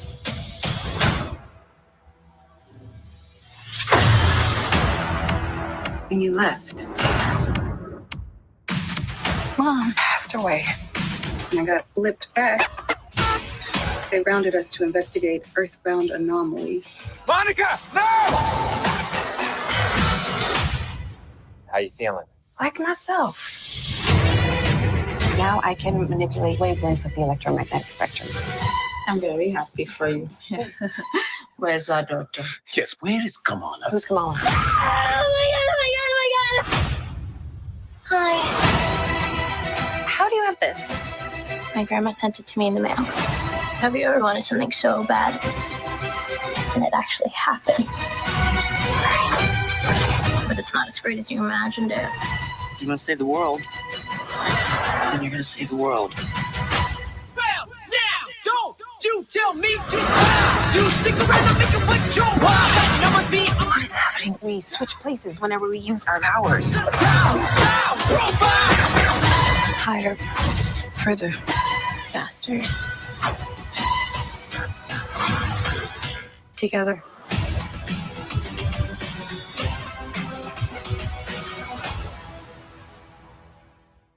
Okay. Okay. It's a backstory. Explained more. I understand that. You got to figure 2 of those stories happened on Disney Plus. Mm-hmm. You know, which kind of might get some people who don't watch that stuff. Maybe, but more than anything, I think it at least get people to want to see this movie that don't know anything about these 2 characters. Yeah. The things that actually happen on WandaVision or Miss Marvel. Like if you didn't watch those things, at least you'd be interested in this movie because I'm gonna show you what you missed out. You know, Yeah. there's a story behind it, and if you want to get more into it, go check it on Disney Plus. But at least I'm giving you some seeds to kind of want to tell you, this is what you need to be watching and why it's interesting and why it works. So I mean, I'm okay with it. I think this is interesting. It's going to bring some more people to the theater because it gave more of a backstory early. Like people that didn't know, like I like this one because it directly connects Monica and Carol. You know, because if you've seen Captain Marvel, which a lot of people did because it made it, I don't know. Then you're like, oh yeah, they were like BFF. You looked up to her, and then you watch the trailer and she's like calling her out. She goes, "Hey, shit happened. Where were you?" Like so it's like, ooh, so even if you didn't like watch WandaVision, just you watch this and you're like, oh wait, There is that problem that you did. Yeah. And then obviously I think it did a really good job showing, one of the best parts of WandaVision is when the Monica story, when they blip back and she's in the hospital. That was amazing. That was so great. And they show that in this trailer, which is awesome. And then Miss Marvel with Mala doesn't really connect them in the story, and they just kind of like, oh yeah, here's this newcomer too. So, yeah, it's okay because she's the younger one. That's okay. You could do that, and then there's going to be more. That probably tells me that the movie is going to have more about her and more about her story and how it connects to them and how she idolized Carol Danvers and always wanted to be, Captain Marvel and things like that. That's going to draw them in, and the way she connects with Monica Rambeau, with Photon, I will say, is because they both looked up to her. Yeah. And that's how that same connection is going to be seen. And eventually you'll be able to realize that your heroes are just still people. And, now you're on their level and you can fight beside them. And that's a good story, that we can enjoy. And really, this is the last movie of the year that we're going to be able to really have anything for. So I'm all for it. Yeah. I like them too. I didn't even think about like they both have a connection, but I'm like that's true. But also they have the connection to the same person, but 2 different parts of the same person. Where Photon, Monica knew Carol, and knew that side of her. Where Kamala only knows the superhero Captain Marvel kind of side of her. So it's still her, but then you have the 2 people that see her very differently. That that is interesting. That's something I didn't even think about. But yeah, it's that dichotomy of all superheroes. Your 2 parts. You're who you were, and then you're who everyone sees. So you have those 2 parts anyway. And so now exploring those two parts with someone who has similar powers to you, with a previous relationship you had with another one, it's just a great storyline. Yeah, yeah. So I'm pretty excited. I was pretty excited about this from the beginning. That first trailer was I know you didn't like it. I was okay with it. That second trailer was awesome, and this one I think does a really good job bringing people that didn't watch the Disney Plus shows maybe a little bit up to the beat and up to Just up to speed and actually makes sense. So you understand what you missed and why we are in watching this now. yeah. So, November, now that Dune is gone for this year, that opens up a bunch of IMAXs, and the Marvels took it. The Marvels they are might as like, well take all of it. "And those are ours." So, if this does well, and if it gets enough praise, I can see it doing pretty well. Or I it don't know doesn't if it's have gonna to do make $1 billion, but billion.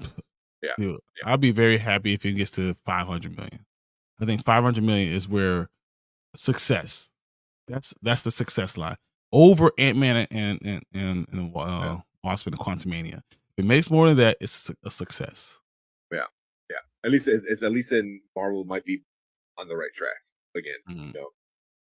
But I think it's fun. I enjoy Monica and her character and everything that happened in WandaVision. WandaVision probably one of my favorite shows on Plus.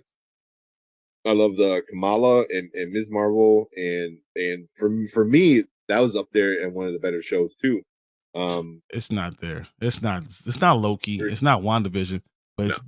better than the other ones. I think I always ranked her like 4 or 5 for everything else. I would say like 3 or 5. 4.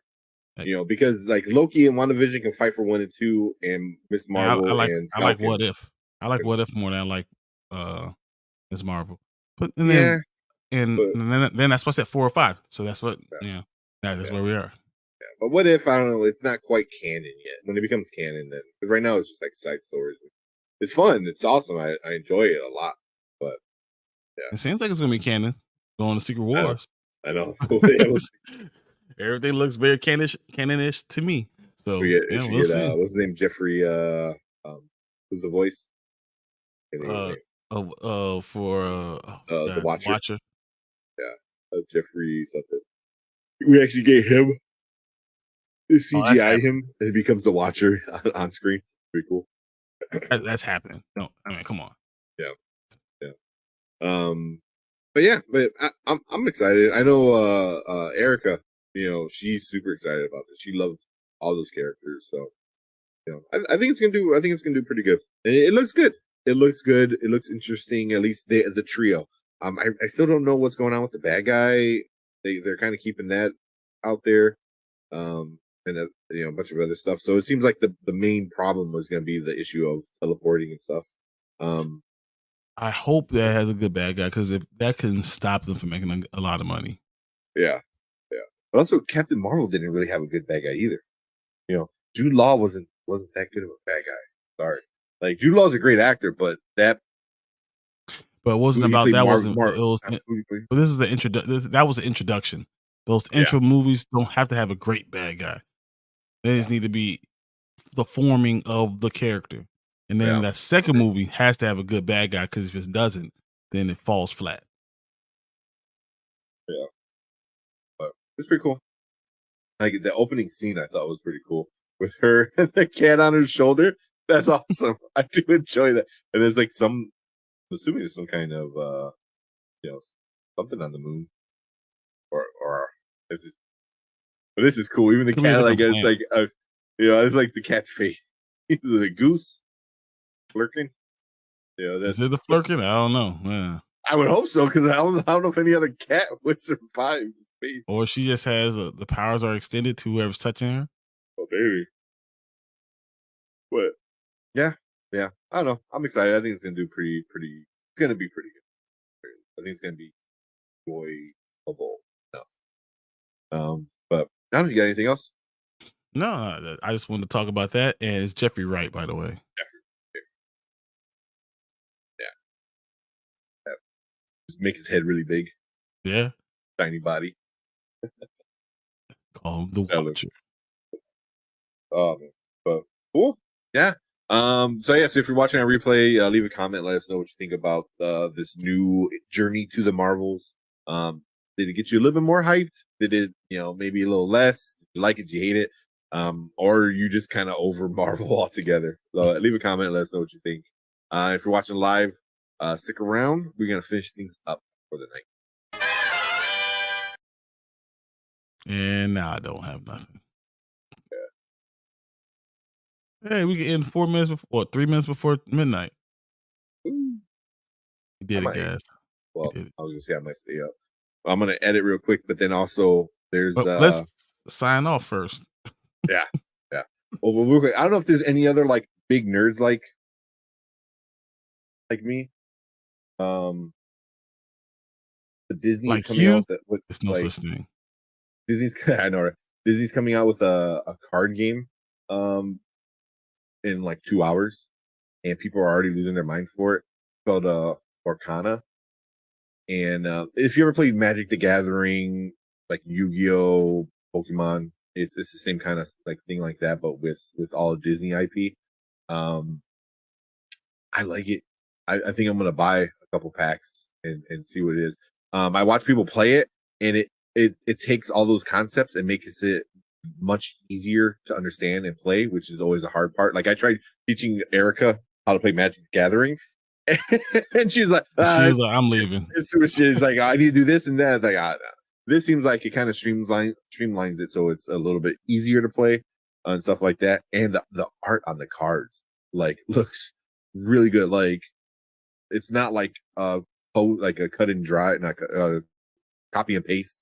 Like, oh, here's Maleficent straight from the movie, and we just pasted it on this card. It's like there's actual, it's new drawing, stuff like that. So I do like card games.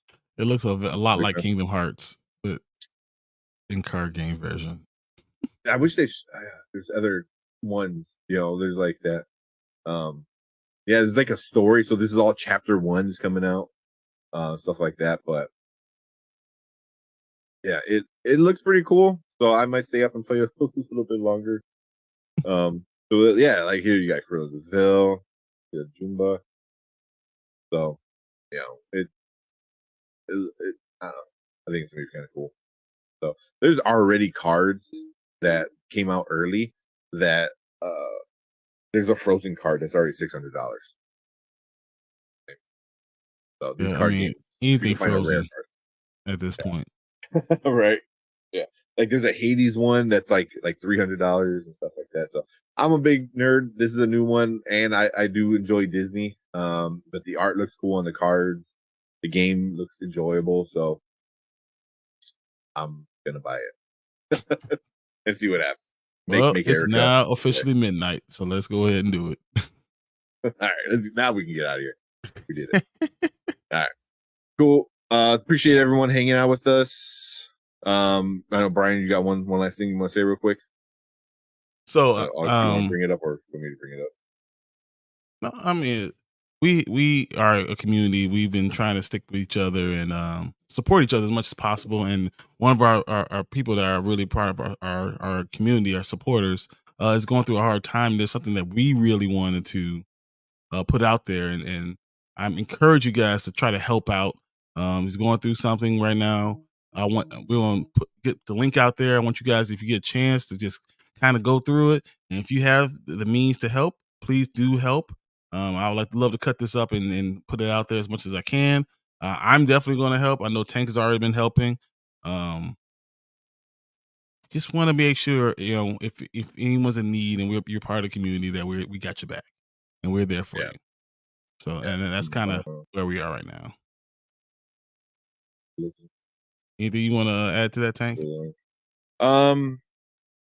No, I mean, you said it, man. It's like, being part of a community, you want to look out for each other and take care of each other.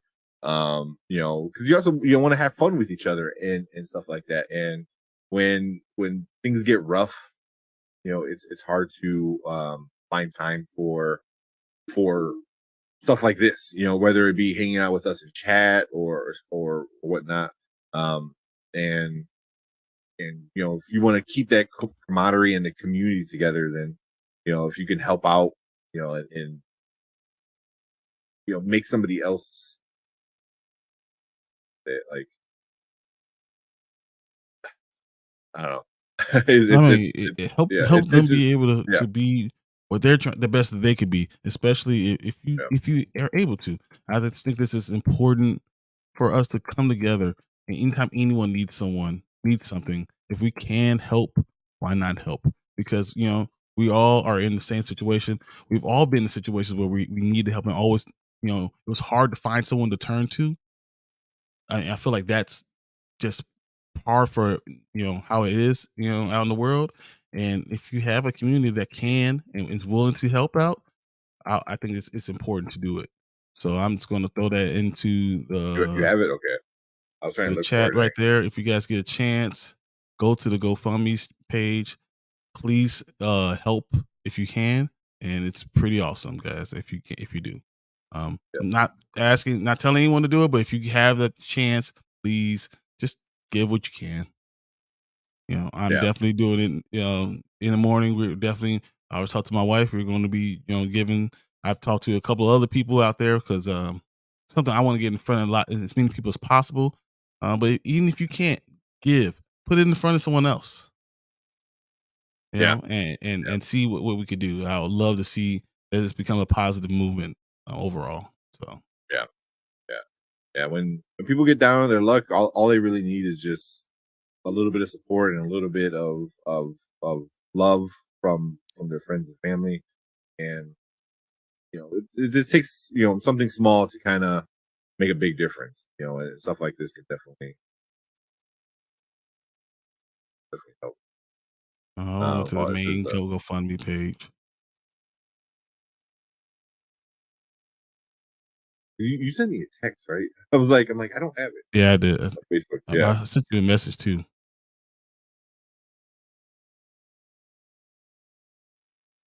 Why didn't go to only went to the main GoFundMe page?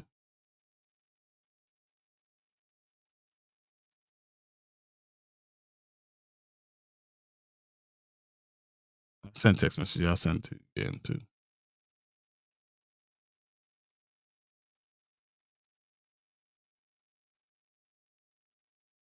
It always. It went to the main page, so There, I got it. I see it now. Okay, there we go. Try that one, guys. Yeah, man. But we just spread it out, let people know, stuff like that. But anything. Any little bit helps, and that's exactly what I'm gonna be doing, to give whatever I can. So before anything happens, just say thank you, guys. Thank you for anything you can do or will do. Yeah, right? Exactly. Whether it be sharing money, anything. Thank you, appreciate you guys. And that's something we wanted to do, was not only build a community, on YouTube, but just have everyone legit be a community and help each other out. Whenever everybody can. Yeah. So appreciate it. See for yourself. I'll share with the movie tubers, which is great. Those guys are great. Just hopefully we can do as the community and help out as much as possible and be there for each other. And this is a chance to show the empathy and be there for someone else too. So, but cool, man. Yep, appreciate it, Ken, you sharing, and anybody else watching and listening. Appreciate you guys too. But yeah, anything else, man? No, that was it. I just really want to make sure we got that out for today. We'll be. I'm actually going to probably bring it up on Monday and next week Thursday, and every other show that I do. Yeah, we're gonna probably bring it up a few more times. We just found out about it earlier this week. This morning, yeah. Was it this morning? Or was it this morning? Yesterday morning. Yesterday, I think it was yesterday. It might yesterday morning. Yeah, yesterday morning. Yeah. So, but yep, cool. Appreciate that. Yeah, and the movie tubers, man, that's awesome. I do enjoy that. But appreciate everyone in chat hanging out with us. Appreciate anybody helping out with the GoFundMe. Thank you guys. We will see you guys on Monday talking about another movie. Check us out on Chaos Central on Sunday. We're talking more Ahsoka, so if you're into that kind of stuff, check us out over there. Also, guys, I was on a couple of people's channels. Dre Mac show, the Dre Mac show. I was there. I did that this morning. I've been doing a lot of stuff with Chill, so check us out. Check out Chill Stream. Subscribe to J Mac show. Check those things out, and some conversations, some really deep conversations, which are hard to talk about, but it's important to do, and it's important to really get the message out there and see, so people know that they're not alone with it. So check it out when you guys get a chance. Yeah, it was really, really good. I know I was bugging you. I'm like, dude, like, can you go on? Are you at work or? I was at work. I was literally like on the treadmill. I was like, I'm listening to it. I was like, yeah. I got home. No, I actually left early because I usually go through and do pull-ups after my back workout. And I was like, man, I'm just gonna go home. And I came right to the basement and jumped right on. Nice. Yeah, so go check out Chillmonger. We always bring him up. He is awesome. And Dre Mac. Was it Dre Mac show or Dre Mac show? It's the Dre Mac show. Yeah. The Dre Mac show. Yeah, check him out. And he's super awesome too. But that's it for us tonight. Appreciate you guys. You guys next week. Later. See you guys. Don't forget to like and subscribe. We out here.